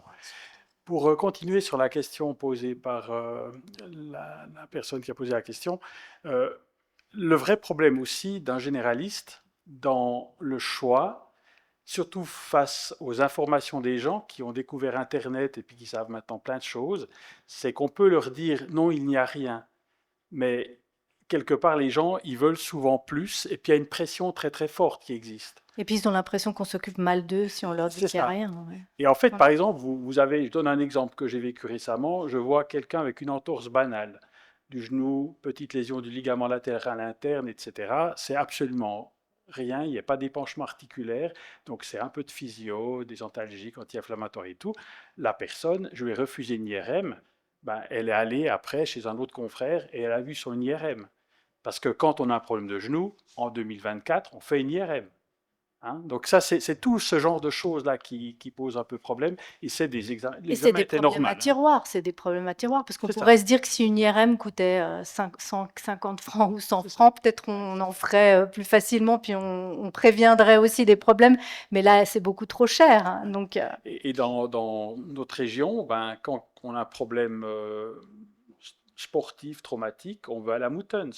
Enfin, c'est d'office, c'est comme ça. Donc, c'est dans le sens de ce que je disais avant par rapport au fait que les gens payent beaucoup. On paye beaucoup, on a droit à beaucoup. Puis à la Souva, de toute façon, c'est aussi open bar. Ils freinent un petit peu souvent. Mais... Oui, c'est juste, mais c'est aussi un problème d'éducation. C'est aussi un problème de débat citoyen, c'est-à-dire de dire, bah, écoutez, voilà, si on vous dit, vous avez une entorse du genou, puis vous dites, bah oui, j'ai vu que Tsubrigan, lui, il a eu tout de suite son IRM, moi je pense que j'ai aussi droit à mon IRM, mais qu'on vous explique que faire l'IRM ou pas n'a pas de sens, mais que ça va puiser dans nos réserves collectives, vous individuellement, faire un IRM inutile fait que peut-être demain on n'a pas de morphine, on n'a pas un médicament pour traiter une douleur ou un enfant, bon, alors on n'en est pas là en Suisse, mais si on doit faire des arbitrages individuellement, qu'on ça collectivement, et que ça se discute ouvertement, le problème c'est que ça ne se discute pas, c'est-à-dire qu'individuellement on n'a pas de prise sur le budget, sur ce budget de la santé. Mais si on avait pris sur ce budget qu'on devait, comme on le fait pour l'achat de n'importe quel bien, faire un arbitrage entre ce qui est collectif, le bien collectif, et le désir individuel égoïste, bah, je pense que ici, tous dans la salle, on dira, bah oui, je comprends pourquoi on ne fait pas l'IRM, mais il faut qu'on vous l'explique. Mais si vous voyez un spécialiste qui vous dit, c'est très important de faire un IRM, parce que ça court dans les rues de dire, ou sur Internet de dire, il faut, parce qu'Internet, qui c'est qui fait les sites? C'est les gens qui vendent les IRM ou qui ont intérêt à faire des IRM, les orthopédistes, etc. Donc, c'est clair que si vous êtes sur les sites pour voir votre genou, vous dites, surtout si vous êtes traumatisé, faites ceci, cela. Mais votre généraliste qui n'a pas de conflit d'intérêt, pourrait vous dire, écoutez, là, on ne fait pas, si dans 3 semaines ou 2 semaines, 3 semaines, ça ne va pas, on verra s'il y a un ménisque, mais même s'il y a un ménisque, on ne va pas l'opérer, etc. Donc je pense que c'est une question du temps, d'explication, de responsabilité collective, de débat collectif de ce que nous voulons avec le budget que nous avons. Et à ce moment-là, on décide de le faire ou pas. C'est un vrai débat citoyen. Ce qui a quand même beaucoup changé, moi je suis en cabinet depuis 36 ans, cette vision, on va dire, communautaire de la société, elle existait peut-être majoritairement à l'époque. Actuellement, c'est plus le cas. Les gens sont des individualistes. Ils ne pensent qu'en fonction, enfin majoritairement qu'en fonction de leurs propres intérêts, et il n'y a plus la même pensée. Ça, c'est un truc. Et c'est pour ça qu'il faut trouver un moyen qui ne les incite pas à surconsommer, parce que voilà, effectivement, on est une société individualiste, il faut en tenir compte, et donc il faut mettre en place des mécanismes qui tempèrent notre individualisme. Est-ce qu'il y a une autre question, une autre intervention? On a lu récemment que beaucoup d'hôpitaux étaient en difficulté financière. Pourquoi? Et selon vous, est-ce qu'il y a trop d'hôpitaux? Bonne question. Qui veut répondre? Le conseiller national. Le conseiller national. Et pourtant, les tarifs sont très élevés. Alors, moi, je pense qu'actuellement, avoir un hôpital public, je ne parle pas des hôpitaux privés, c'est la même chose avec les laboratoires privés ou publics. Quand vous avez un service public, vous devez en fait offrir des prestations qui ne sont pas forcément rentables. Vous devez offrir des urgences, vous devez offrir des permanences. Dans le privé, je pense qu'on gagne nettement mieux sa vie. Mais le problème, c'est que les coûts sont énormes parce qu'il faut un personnel énorme. Il y a une augmentation, effectivement, des prestations, de la technologie, beaucoup de choses. Et même si, effectivement, ça coûte cher, quelque part, les tarifs ne suivent pas toujours exactement. Il y a des forfaits. Donc, il y a tout un système particulier. Et on en voit, par exemple, certains effets négatifs à l'hôpital du Jura, que je dis très clairement. C'est qu'au niveau des urgences, il y a des coûts très élevés. On fait beaucoup de laboratoires qui est souvent inutile. Je me rappelle, j'ai raté une thyroïde, un problème de thyroïde qui a été découvert à l'hôpital parce que quelqu'un a fait toute une batterie, puis il y avait une TSH à 5 avec une T4 lead normale. Ça ne vous dit rien, mais ça veut dire que c'est strictement normal, mais ce n'était pas tout à fait dans la norme. Et le patient a fait un reproche, je n'avais pas trouvé un problème de thyroïde. Mais c'est simplement ce système où on fait tous les examens qui permet tout d'un coup de trouver des choses. Ça rapporte. Puis l'autre élément clair, c'est que très souvent, on renvoie très vite les gens à la maison en ne faisant pas des examens parce que, en fait, si on les fait, c'est pris dans le forfait, puis on préfère qu'ils rentrent chez le médecin traitant, puis ensuite le médecin traitant organise les examens et c'est facturé en plus. Donc voilà, il y a tout plein de dysfonctionnements qui s'opèrent. Et pour moi, le problème, c'est que les coûts ne devraient pas être un problème à aucun niveau. Simplement, il faudrait que le financement soit correct. Et que ce ne soit pas uniquement sur les... C'est un gros chantier, le financement des hôpitaux, la répartition, le fait qu'il y ait des hôpitaux privés qui écrèment les bons cas, qui font les gestes rémunérateurs et qui laissent en fait les patients coûteux aux autres. Hein. C'est un autre gros chantier et c'est vrai que les maisons de santé, les cabinets de groupe, ça répond en partie en fait à ces problèmes d'hôpitaux. Et le fait aussi qu'il va falloir répartir encore plus les spécialités. C'est absurde d'avoir tout à 60 km. Qu'il y ait beaucoup d'hôpitaux un peu partout pour faire de la gériatrie, c'est logique. Puis le très cher, le très compliqué devrait être concentré à quelques endroits. Je crois que tout le monde est d'accord là-dessus, sauf ceux qui gagnent beaucoup d'argent dans le privé. Madame? C'est à Moutier, il y a un hôpital qui est... Le micro plus près de la bouche. Pardon, c'est privé-public. Ça veut dire que c'est l'AJB, hein, non, c'est le réseau de l'âme. Ça veut dire qu'il y a une partie du canton, il y a Swiss Medical Network qui détient des cliniques, voilà, et une assurance maladie qui est la Visana. Alors, je ne sais pas, qu'est-ce que vous pensez de ces alliances? Où c'est qu'on va? Qu'est-ce que ça donne? Voilà. C'est encore pour vous, hein, cette question-là. Bah, c'est un peu la même question qu'on posait par rapport à Orpea, Cenevita, des grands groupes, des multinationales ou des groupes qui font du profit, en fait. Moi, je pense que Pestalozzi est mort. Ça veut dire que dans certaines structures, l'important, c'est de faire du chiffre, du bénéfice.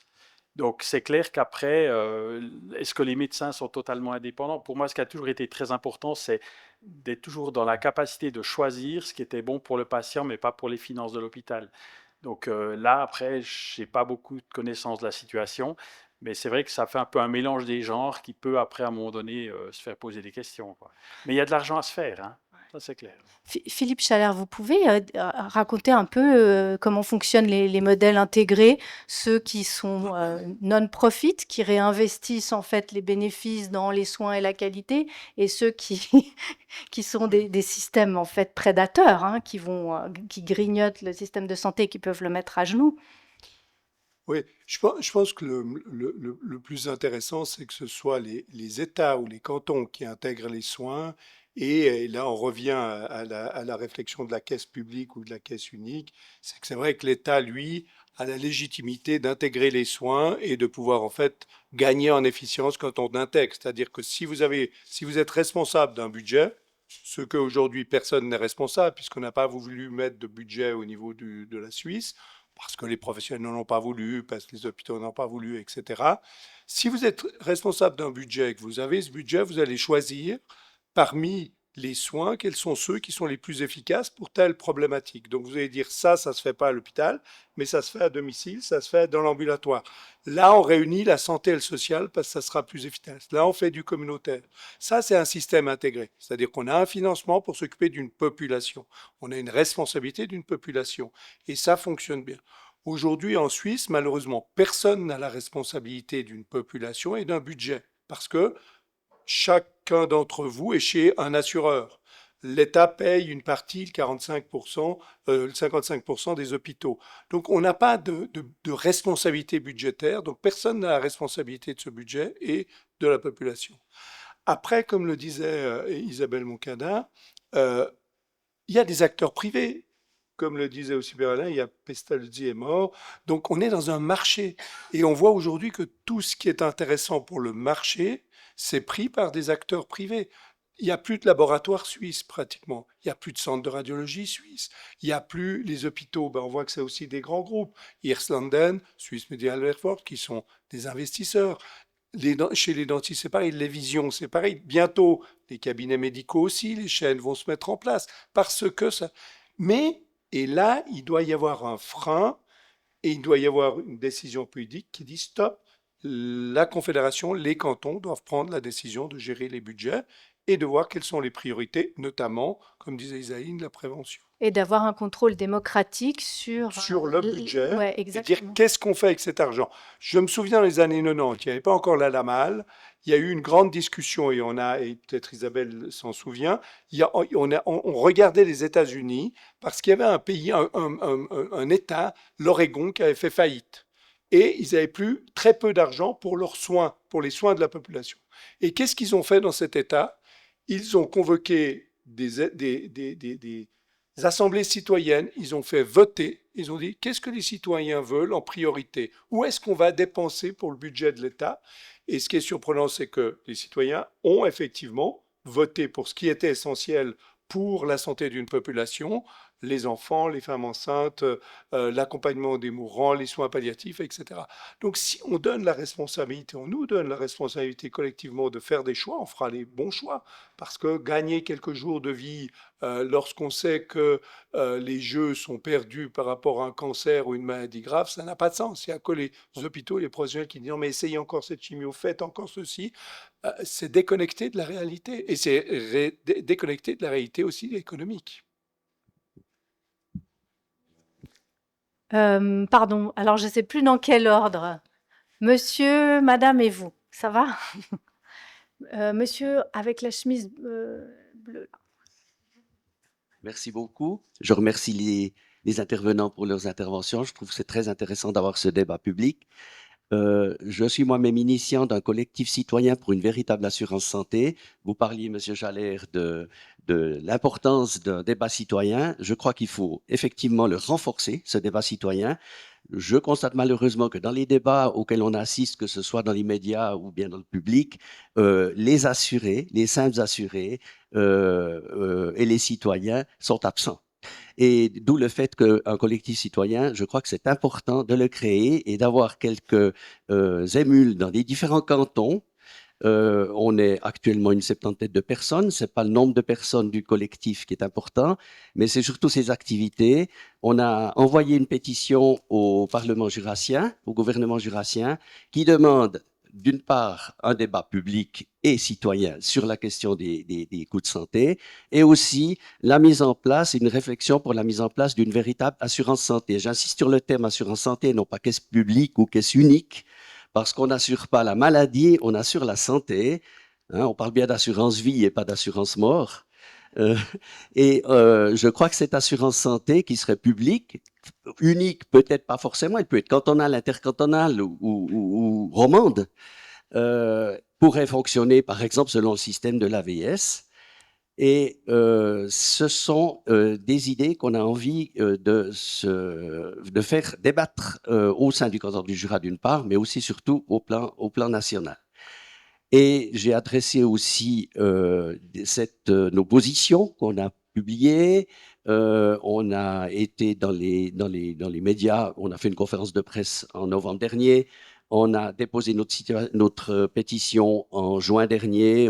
La RTS a repris dans la matinale, par exemple. Et les médias jurassiens, on a été aussi dans le courrier de Genève. Enfin, voilà, c'est pour dire qu'on aimerait pouvoir étendre cette possibilité sans vouloir imposer une idée, mais ouvrir le débat, mais quand même avec des propositions qui sont claires. Par exemple, alors, justement, les patients sont pas représentés dans les... L'assurance santé qui s'occupe beaucoup plus de prévention et de promotion de la santé. Vous l'avez dit, dans ce pays, il n'y a pas de politique de prévention, il n'y a pas de politique de promotion de la santé, il n'y a pas de coordination au niveau cantonal entre les différents acteurs de la santé. Vous l'avez aussi dit à plusieurs reprises. Je salue les initiatives des dames qui sont autour de la table pour justement dire, ben voilà, c'est important que ça fonctionne et que on espère que vous aurez du succès dans les initiatives créées, mais aussi un débat et une pression sur nos politiques, c'est-à-dire la majorité de nos députés au Conseil national, Conseil des États, ne va pas dans ce sens-là du tout. Donc, si les citoyens ne se mobilisent pas pour que ces députés sentent un peu la pression, je crois que c'est très important. On parlait de prévention au niveau alimentaire, par exemple. Il y a 2 initiatives sur le taux de sucre ajouté qui ont été balayées par une majorité des députés, et ces mêmes députés disent qu'il faut diminuer les coûts de la santé. Donc, il y a des contradictions énormes. Mais les gens votent on a pour eux. l'impression, pardon? Mais les citoyens votent pour eux, donc voilà. Non, mais j'entends les députés. Oui, les citoyens votent pour eux, mais ça je c'est pense clair. que vous avez- Mais c'est après les important. députés, il y a aussi un autre phénomène, c'est le transfert de loyauté. Un député, il est nommé, il fait des promesses, il arrive, il a son derrière assis sur le siège du Conseil national et du Conseil des États, et tout d'un coup, il transfère sa loyauté envers les lobbies. Ouais, c'est pour ça qu'il faut que les jeunes Et ça, s'engagent c'est un en phénomène. politique. Ça, c'est un phénomène qu'on vit tous les jours. Donc, on a beau voter pour une personne qui fait des promesses, par exemple pour une assurance, etc. Après, les promesses ne sont pas tenues. Ça, c'est quand même quelque chose qu'on. Donc, les lobbies sont très très forts à ce niveau-là. Voilà. Alors, Est-ce que vous demandez que les patients soient représentés dans les conseils d'administration des caisses maladies? Parce que ça, c'est quelque chose qui coûte rien et qui pourrait être fait très rapidement. Il n'y a aucun patient représenté. Moi, je crois que le système de caisse maladie, il faut le changer. Bon, on ne le changera pas du jour au lendemain, mais on peut commencer avec ça. Est-ce que c'est une des choses qu'on pourrait demander? Moi, j'aimerais Parce beaucoup que plus. l'idée, c'est qu'à l'issue de cette discussion, on fasse 5 propositions pour l'avenir, pour les 50 prochaines années. Est-ce qu'on pourrait, selon vous, dire qu'une de ces propositions, c'est qu'on soit représentés, nous les patients, dans chaque conseil d'administration de caisse maladie? C'était pas la première des propositions on va un peu plus loin par rapport à ça. On aimerait quand même que l'idée d'une caisse publique, cantonale, intercantonale ou romande, si elle peut être nationale aussi, soit là, et que surtout qu'il y ait des concertations au niveau cantonal. Alors bien sûr, les citoyens peuvent être représentés dans différents organes, ça c'est sûr. Mais je crois que le système de caisse maladie tel qu'on l'a, on va droit dans le mur. Philippe Chalère, sur la question d'une assurance qui regrouperait en fait peut-être une certaine catégorie de la population. Ça a été évoqué, par exemple les polymorbides, les patients âgés très malades. Est-ce qu'on pourrait imaginer qu'il y ait une caisse spéciale pour cette population-là qui coûte On peut pas, sur la malle, on peut pas, une caisse est ouverte en fait à tous les citoyens, elle peut pas sélectionner un certain nombre de citoyens. Mais la caisse cantonale, en fait, Pierre Maudet, dans son Le pensum conseiller d'État genevois. électoral à Genève, donc c'est le conseiller d'État qui a été élu à Genève, il travaille avec le Grand Conseil et au niveau fédéral pour créer une caisse cantonale public, pas unique, Pas mais unique, public, justement. il peut pas, public en concurrence avec les autres. Donc ça fait partie de son programme. On en a beaucoup discuté à plusieurs reprises.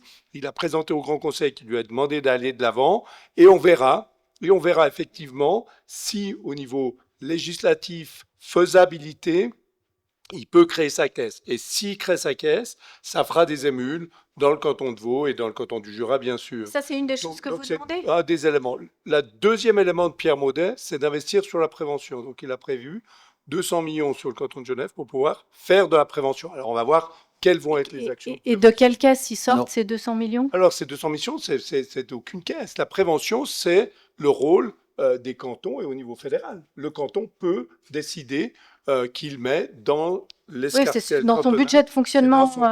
D'accord. Voilà. Et bravo pour cette initiative. Dans le cadre de ce projet que je vous ai évoqué au 1er janvier 2025, on est en train de créer un groupe citoyen qui sera représentatif et qui participera en fait à la gestion, alors pas de la caisse, mais du réseau de santé, Delta Santé. Un citoyen ou plusieurs citoyens et un groupe de citoyens seront en fait les acteurs aussi de ce développement. L'autre élément, c'est que grâce à une plateforme informatique, on pourra envoyer des questionnaires régulièrement aux assurés pour que les assurés puissent répondre s'ils ont les soins requis, s'ils ont des besoins, s'il y a eu des manques dans le système. Donc, si vous avez une section genevoise, vous pouvez volontiers, je la rencontre. Je prendrai contact avec vous, effectivement, pour voir un Merci. petit peu ça. Simplement que l'idée de la caisse, l'idée de M. Maudet, on en a parlé parce qu'on a eu quelques débats avec des personnes intervenantes. Il y a eu Jean-Baptiste Tournier, il y a eu Pierre-Alain Fridé aussi. Et puis, ils avaient quelques réserves par rapport à l'idée d'une caisse publique en concurrence avec les caisses privées dans le canton de Genève. Donc, c'est Oui, pas l'absolu, mais il faut essayer. Si on est, bien sûr, il faut essayer. Tout à fait. On lui donne un mauvais présage, mais on lui donne un mauvais présage parce qu'on réfléchit avec les outils de hier ou d'aujourd'hui. C'est-à-dire que la caisse publique, elle doit développer d'autres outils, d'autres manières de prendre en charge le collectif qu'il aura. Une dernière chose, m'excuse, je ne veux pas me monopoliser, mais une dernière chose au niveau du collectif citoyen. Donc, on a mis dans notre pétition qui a récolté 2125 signatures, juste entre parenthèses pour le canton du Jura, on a proposé d'avoir des débats effectivement citoyens et on a mis ça en pratique. Le 24 septembre, on aura une table ronde avec Stéphanie Monod, Valérie Dacremont et Brigitte Rourive, donc d'Unisanté, qui viendront à Delémont pour parler du même sujet. Une table ronde concurrente. Une table ronde. Oui, ben, je ne connaissais pas celle que vous avez organisée, donc parce qu'on l'a prévue depuis un moment. Bien. Mais Plus il y en a, mieux c'est. Voilà, le 24 septembre à 8h à Delémont, si jamais. À 8h du matin? 8h du soir. Ah bon, à 20h. Si je peux permettre juste une remarque sur cette histoire de caisse publique non unique.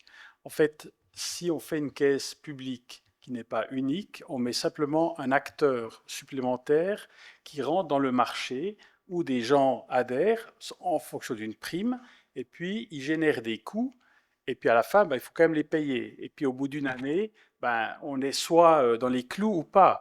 Et si en fait on a des coûts plus bas, d'autres gens vont venir. Dans le système actuel, c'est une catastrophe parce qu'ils viennent sans les réserves. C'est ça. Et puis et on reconstitue des réserves sur chaque individu, ce qui est absurde. C'est insoluble.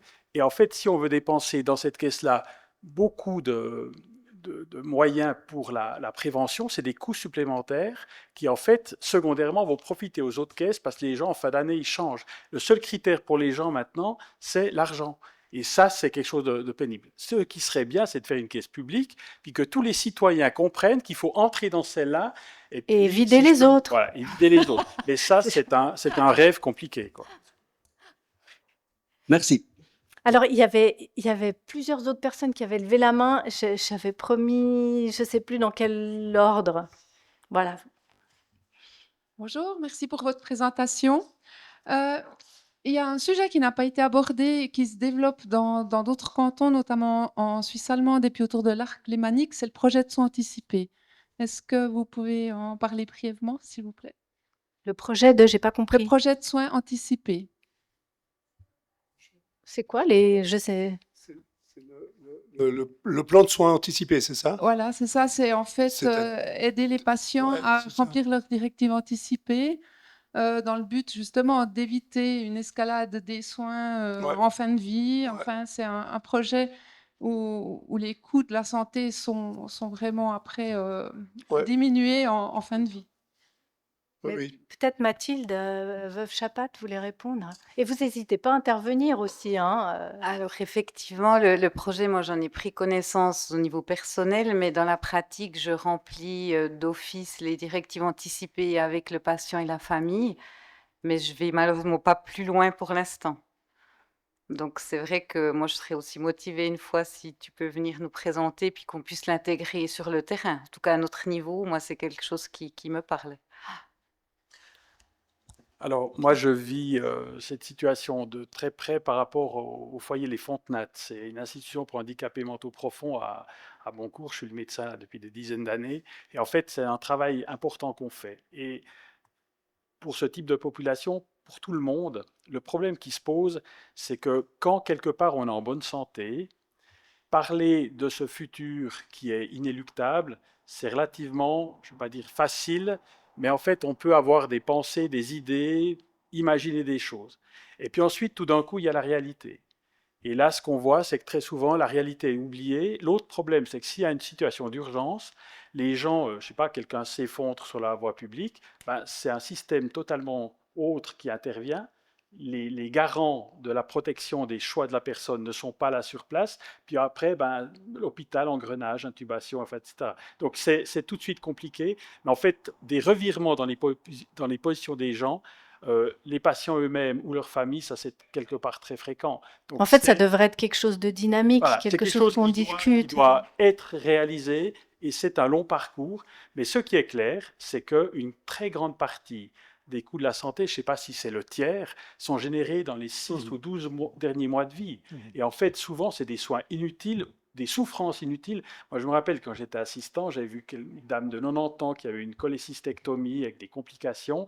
Et bon, à un moment donné, le patron proposait d'accepter que voilà, ça allait mal se terminer. La famille insistait. Ça a été 1 mois de souffrance aux soins intensifs avec escar, intubé, etc., pour un prix effroyable, et elle a fait la mort quand même.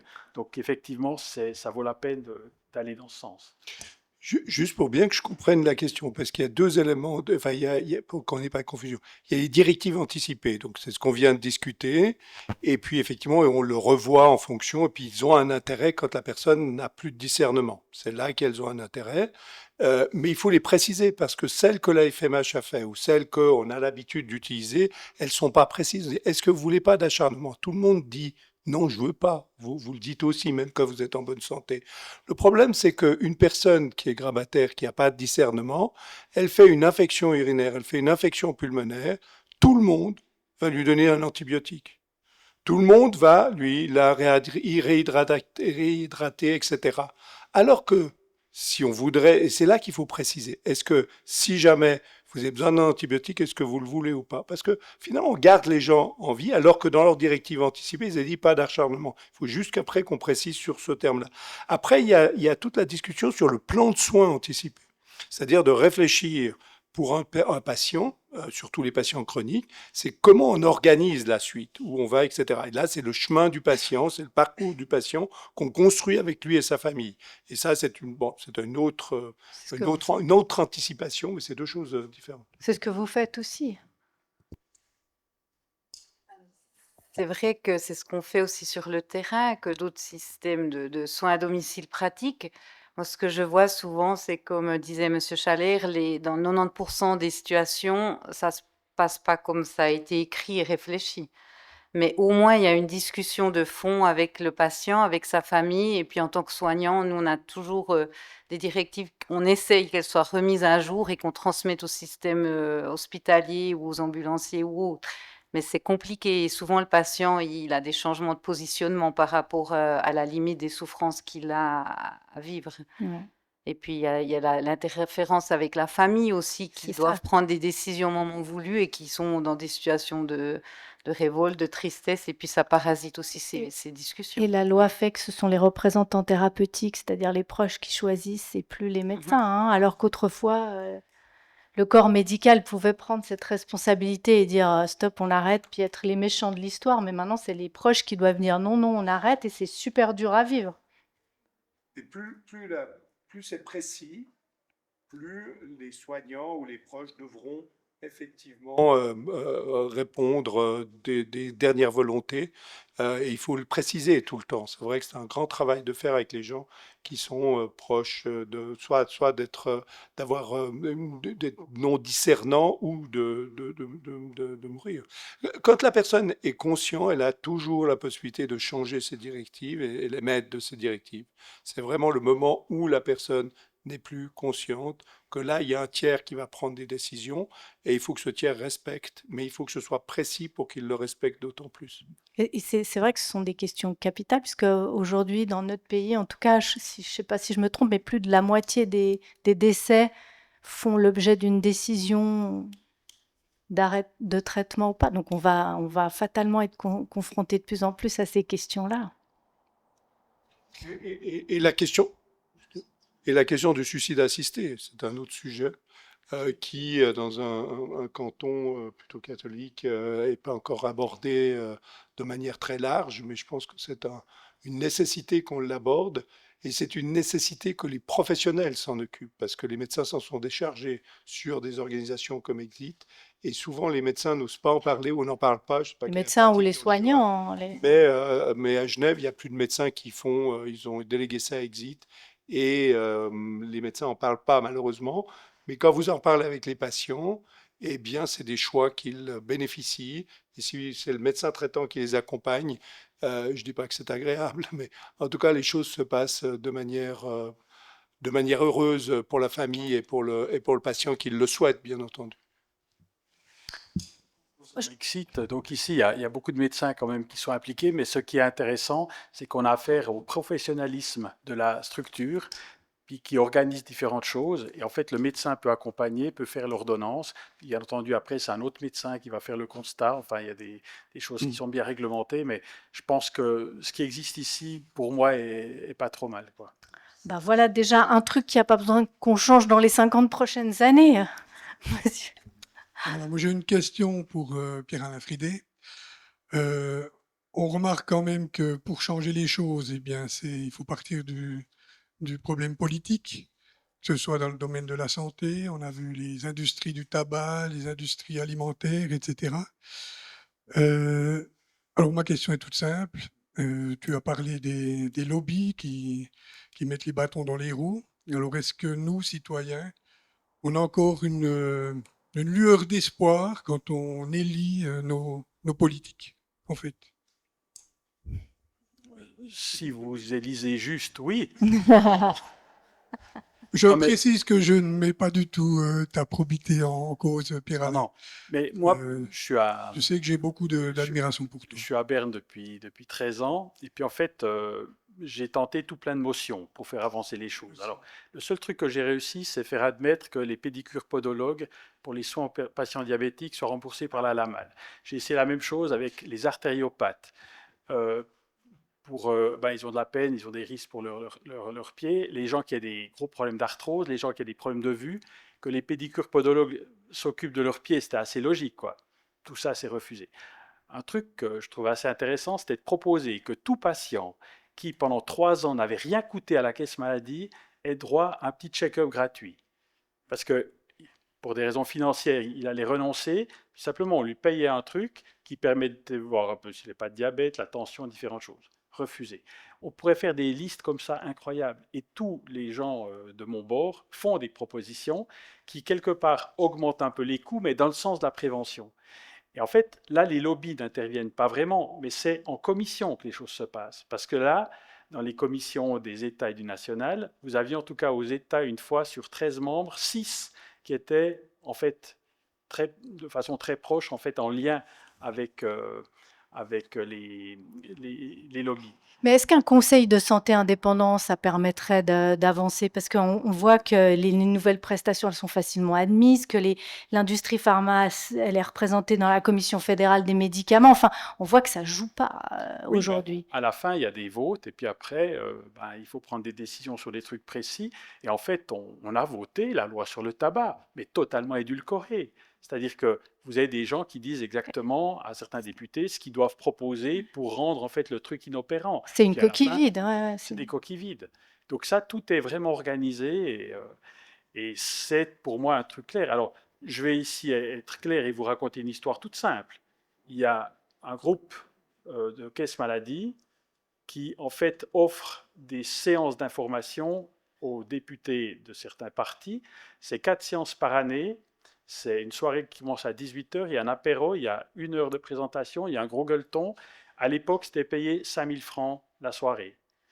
Donc 20 000 francs par an, maintenant c'est moitié prix. Donc ça, c'est une réalité. Et ces gens-là, après, sont tenus et puis suivent en fait différentes règles. Donc c'est un véritable scandale. Donc il faut encore y croire. Il faut voter juste. Voilà. Voilà, et Des fois. est-ce qu'il y a une dernière question? Oui, oui, bien sûr. Et le micro est là, voilà, on vous le passe. On a beaucoup parlé des centres de santé communautaire comme une solution à beaucoup de problèmes qui se posent. Mais est-ce qu'il y en a déjà des qui existent dans un sens, on va dire, idéal pour le futur? Et sinon, qu'est-ce qu'il faudrait faire en plus? Qu'est-ce qu'il faudrait amener? Isaline? Philippe? Vous avez été très attentif, bravo. Parce que j'ai glissé ce mot communautaire, parce qu'il n'existe pas en fait. Il n'existe pas en Suisse. Il y a quelques centres communautaires en France, il y en a au Québec. J'en avais visité au Québec quand j'ai passé 2 ans là-bas. Il n'y a pas de centre communautaire, parce qu'un centre communautaire a un certain nombre d'ingrédients. Par contre, en Suisse, ce que l'on voit émerger, c'est des formes de maisons de santé. Malheureusement, ces maisons de santé, elles sont aujourd'hui une organisation pluriprofessionnelle, mais très centrée sur le médecin. Donc, c'est des cabinets de groupe qui se sont un peu transformés en maisons de santé. Je pense que dans le Jura, dans votre situation cantonale, il y a la place pour créer des centres communautaires. Alors, les faire à la sauce jurassienne ou en tout cas à la sauce suisse, c'est-à-dire de créer des centres de santé dans lesquels, et Isaline l'a dit tout à l'heure, il n'y ait pas forcément un médecin, puisqu'il y a raréfaction des médecins, mais il y a la possibilité, il y a surtout des infirmières, des infirmiers, d'autres professionnels en thérapie, aussi en thérapie naturelle, une podologue, etc. Et ça, on le voit émerger dans les territoires, dans les déserts médicaux en France, en Belgique, et c'est des modèles qui fonctionnent bien. Mais l'État doit apporter sa contribution, les communes doivent apporter leur contribution pour pouvoir faire vivre ces centres. Parce qu'il y a un coût, il y a un coût de coordination, il y a un coût de locaux, il y a un coût pour prendre du temps pour les patients qui viennent sans rendez-vous et qui viennent parler de problèmes multiples. C'est aussi des centres qui doivent faire de la prévention, de la promotion, de l'éducation thérapeutique. Et je pense qu'on peut le faire rapidement dans le cadre des législations de la LAMAL actuelle, mais il faut l'appui des communes. Ces centres doivent être aussi en action communautaire, c'est-à-dire avec la communauté, susciter et intégrer les associations locales, susciter aussi le bénévolat, et puis travailler avec les structures sociales communales ou cantonales. Donc là, on arriverait à définir une structure type communautaire avec des professionnels dans le cadre et dans un ancrage territorial. D'ailleurs, quand vous regardez les rêves, puisqu'on n'a pas parlé ce soir des rêves inscrits là-bas, l'un des éléments, c'est de réunir et d'avoir des centres pluriprofessionnels santé sociale. Donc de rapprocher, et c'est ça un centre communautaire, c'est la communauté, le social, la santé, la prévention, l'engagement citoyen, le bénévolat, etc. Est-ce qu'on peut imaginer que des fondations pourraient aider à ce que les premiers centres communautaires émergent avant, pour montrer aux États, aux communes que ça fonctionne? Bien sûr, mais il y a déjà des communes qui se sont rendues compte qu'ils n'avaient plus de médecins, donc qui ont mis des locaux à disposition. Mais là, c'est bien d'avoir un médecin, mais il n'y a pas besoin forcément d'avoir un médecin. Un médecin peut être, s'il y en a un qui s'installe avec les collègues, oui, c'est très bien. S'il n'y en a pas, ben, ils peuvent être en télémédecine. Aujourd'hui, en télémédecine, on fait beaucoup. Et puis surtout, de laisser la responsabilité aux professionnels de terrain de gérer la santé des gens, de leur donner l'autorisation de prescrire, d'organiser en fonction de leurs compétences, bien entendu. Puis s'ils ne savent pas, ils ont Isaline qui est à disposition et qui se fera un plaisir de répondre et de lui envoyer l'ordonnance signée. C'est ce qu'on fait aujourd'hui avec des collègues qui travaillent dans les EMS. Je m'occupe de plusieurs EMS et j'essaie de ne jamais y aller parce que je veux que les professionnels qui y sont augmentent leurs compétences et je leur donne tous les outils pour augmenter leurs compétences. Je leur dis, faites. Et puis, si vous avez besoin, je... Et finalement, au bout de quelques mois, j'ai plus besoin de venir. Ils s'auto-organisent, ils m'appellent, on s'appelle, on fait de la télémédecine si c'est nécessaire, et ça fonctionne bien. Donc, on peut très bien, dans un home, se passer d'un médecin, ou simplement, ponctuellement, quand on a besoin. C'est rare d'entendre un médecin dire ça, hein, mais vous avez posé cette question parce que vous... Ouais, c'est ça. Vous avez posé cette question parce que vous avez un projet? Non? Et là, il y a une question. Par contre, je veux bien que vous passiez le micro à monsieur. Merci. Il est allumé. Vous devriez. Il est allumé? Oui, on vous entend. Ben, je suis content qu'on arrive à la question de l'interprofessionnalité parce qu'elle est tellement essentielle et je la vois comme centrale à l'avenir dans 50 ans ici. Et j'aimerais apporter un peu l'aspect politique. Comment faire bouger les lignes pour la reconnaissance des compétences et la rémunération des personnes qui ont une formation adéquate, par exemple les infirmières, infirmiers en pratique avancée, au niveau fédéral? Non, Alors, moi, je vais vous donner un exemple par rapport aux pédicures podologues. Quand j'ai déposé cette motion en 2013, elle a été acceptée par les deux chambres, le Conseil fédéral devait en fait légiférer. Il lui a fallu au moins 10 ans pour arriver à faire en fait une réglementation claire pour faire une différence entre des podologues, des pédicures podologues, enfin selon leur diplôme, etc. Et c'est vrai qu'on a un système tellement lourd qu'on prend beaucoup de temps et surtout, c'est un moyen de reculer le moment où les coûts devront arriver. Donc c'est une grande complexité. Moi, ça me paraît relativement simple de réussir quelque part à faire avancer les choses et puis à créer des critères. C'est des compétences. Si jamais certaines personnes peuvent faire une formation complémentaire, on a besoin énormément de professionnels. C'est un sujet qu'on n'a pas abordé, mais c'est celui de la formation. On a besoin de plus de médecins, on a besoin de plus d'infirmières. Il faut qu'on arrête maintenant d'aller piller les médecins dans les autres pays, les infirmières dans les autres pays. Bon, les frontaliers, ils viennent ici parce que les salaires sont plus hauts, enfin, il y a une incitation, etc. Mais c'est clair que c'est un véritable problème.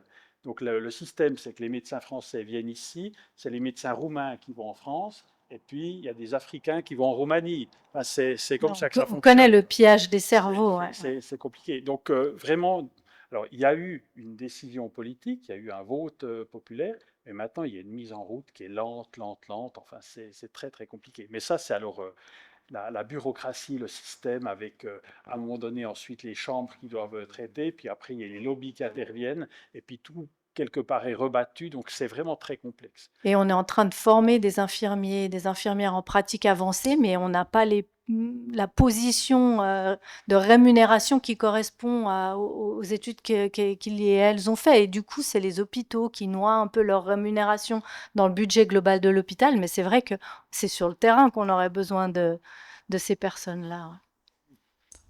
Et maintenant sur Elisabeth Baume, il y a beaucoup d'autres soucis quand même. Hein, mais... Oui, l'autre alternative, parce qu'on voit que ça va lentement.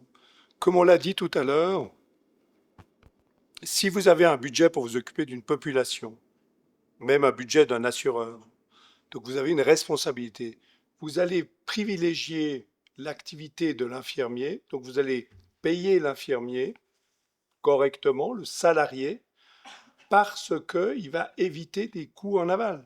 C'est-à-dire que si vous avez dans une région de bons infirmiers qui font leur job, vous pouvez très bien leur offrir un salaire qui est en relation avec leurs compétences, parce que vous investissez dans la communauté, là où vous allez économiser, parce que dans votre budget, vous allez aussi payer l'hôpital. Donc vous dites, est-ce que je paye 10 jours de l'hôpital à 10 000 francs, ce qui fait 10 000 francs, ou est-ce que je paye des actes d'infirmiers proche du domicile pour maintenir cette personne à domicile.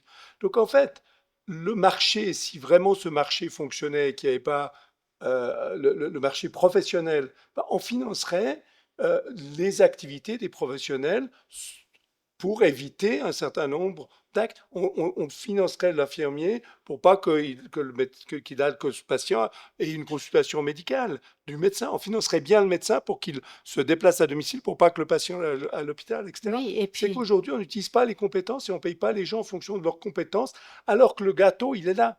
Mais on va dépenser là où c'est plus cher, au lieu d'investir là où c'est moins cher et c'est plus utile.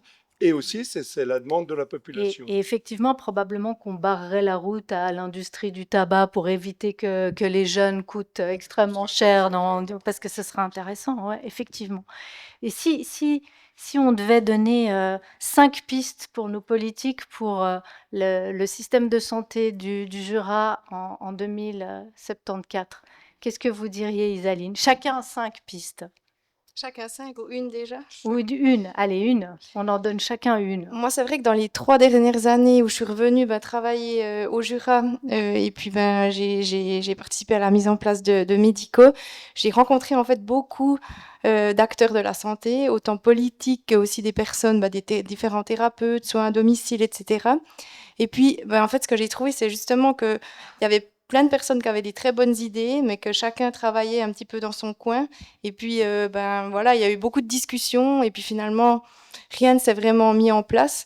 Donc, je trouve en fait l'idée de se réunir une fois, enfin, certains partenaires de santé, pour discuter avec aussi les politiques, serait, je trouve, déjà un premier pas pour voir en fait ce qu'on peut construire à une plus petite échelle.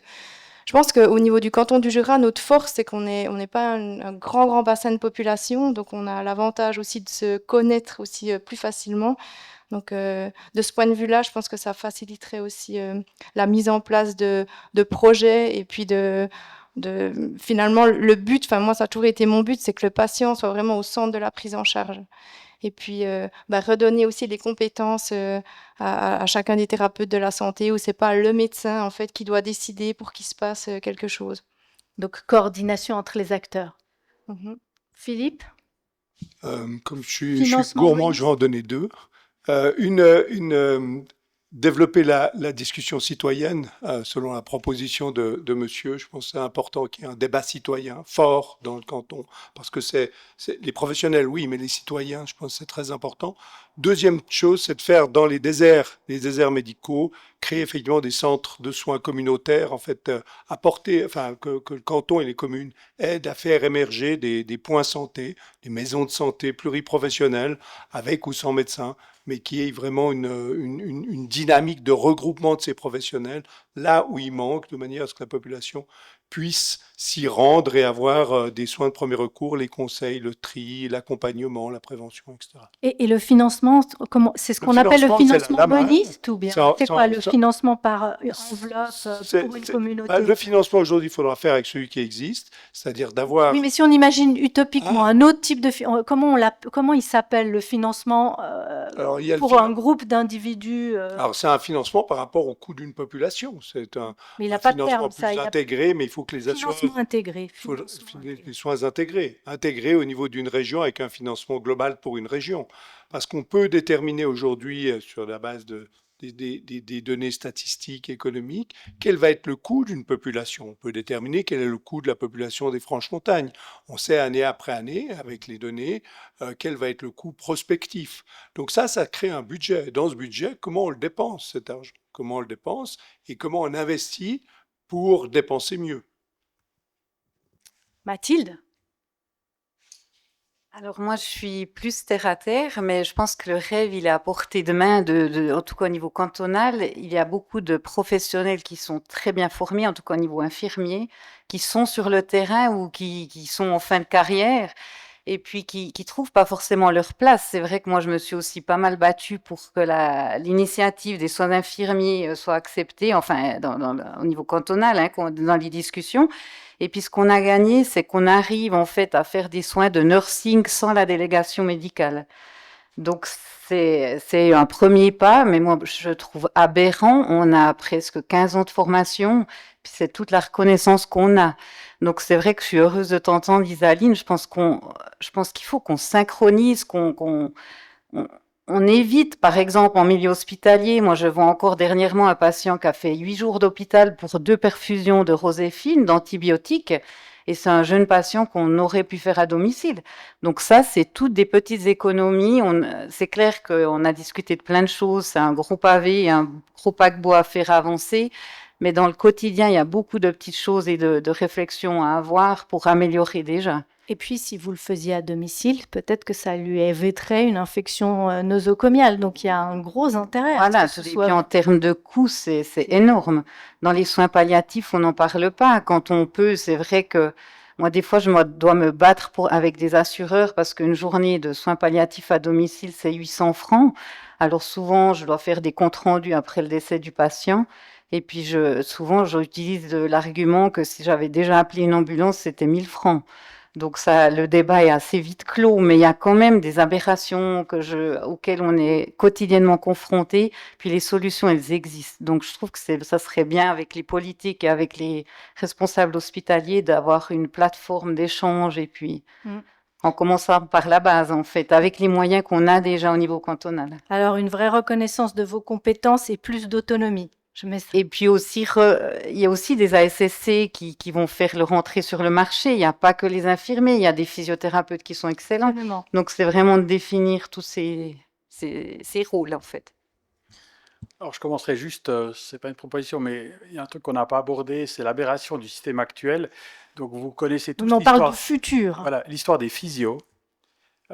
Donc vous avez des secteurs où on développe les prestations, les besoins.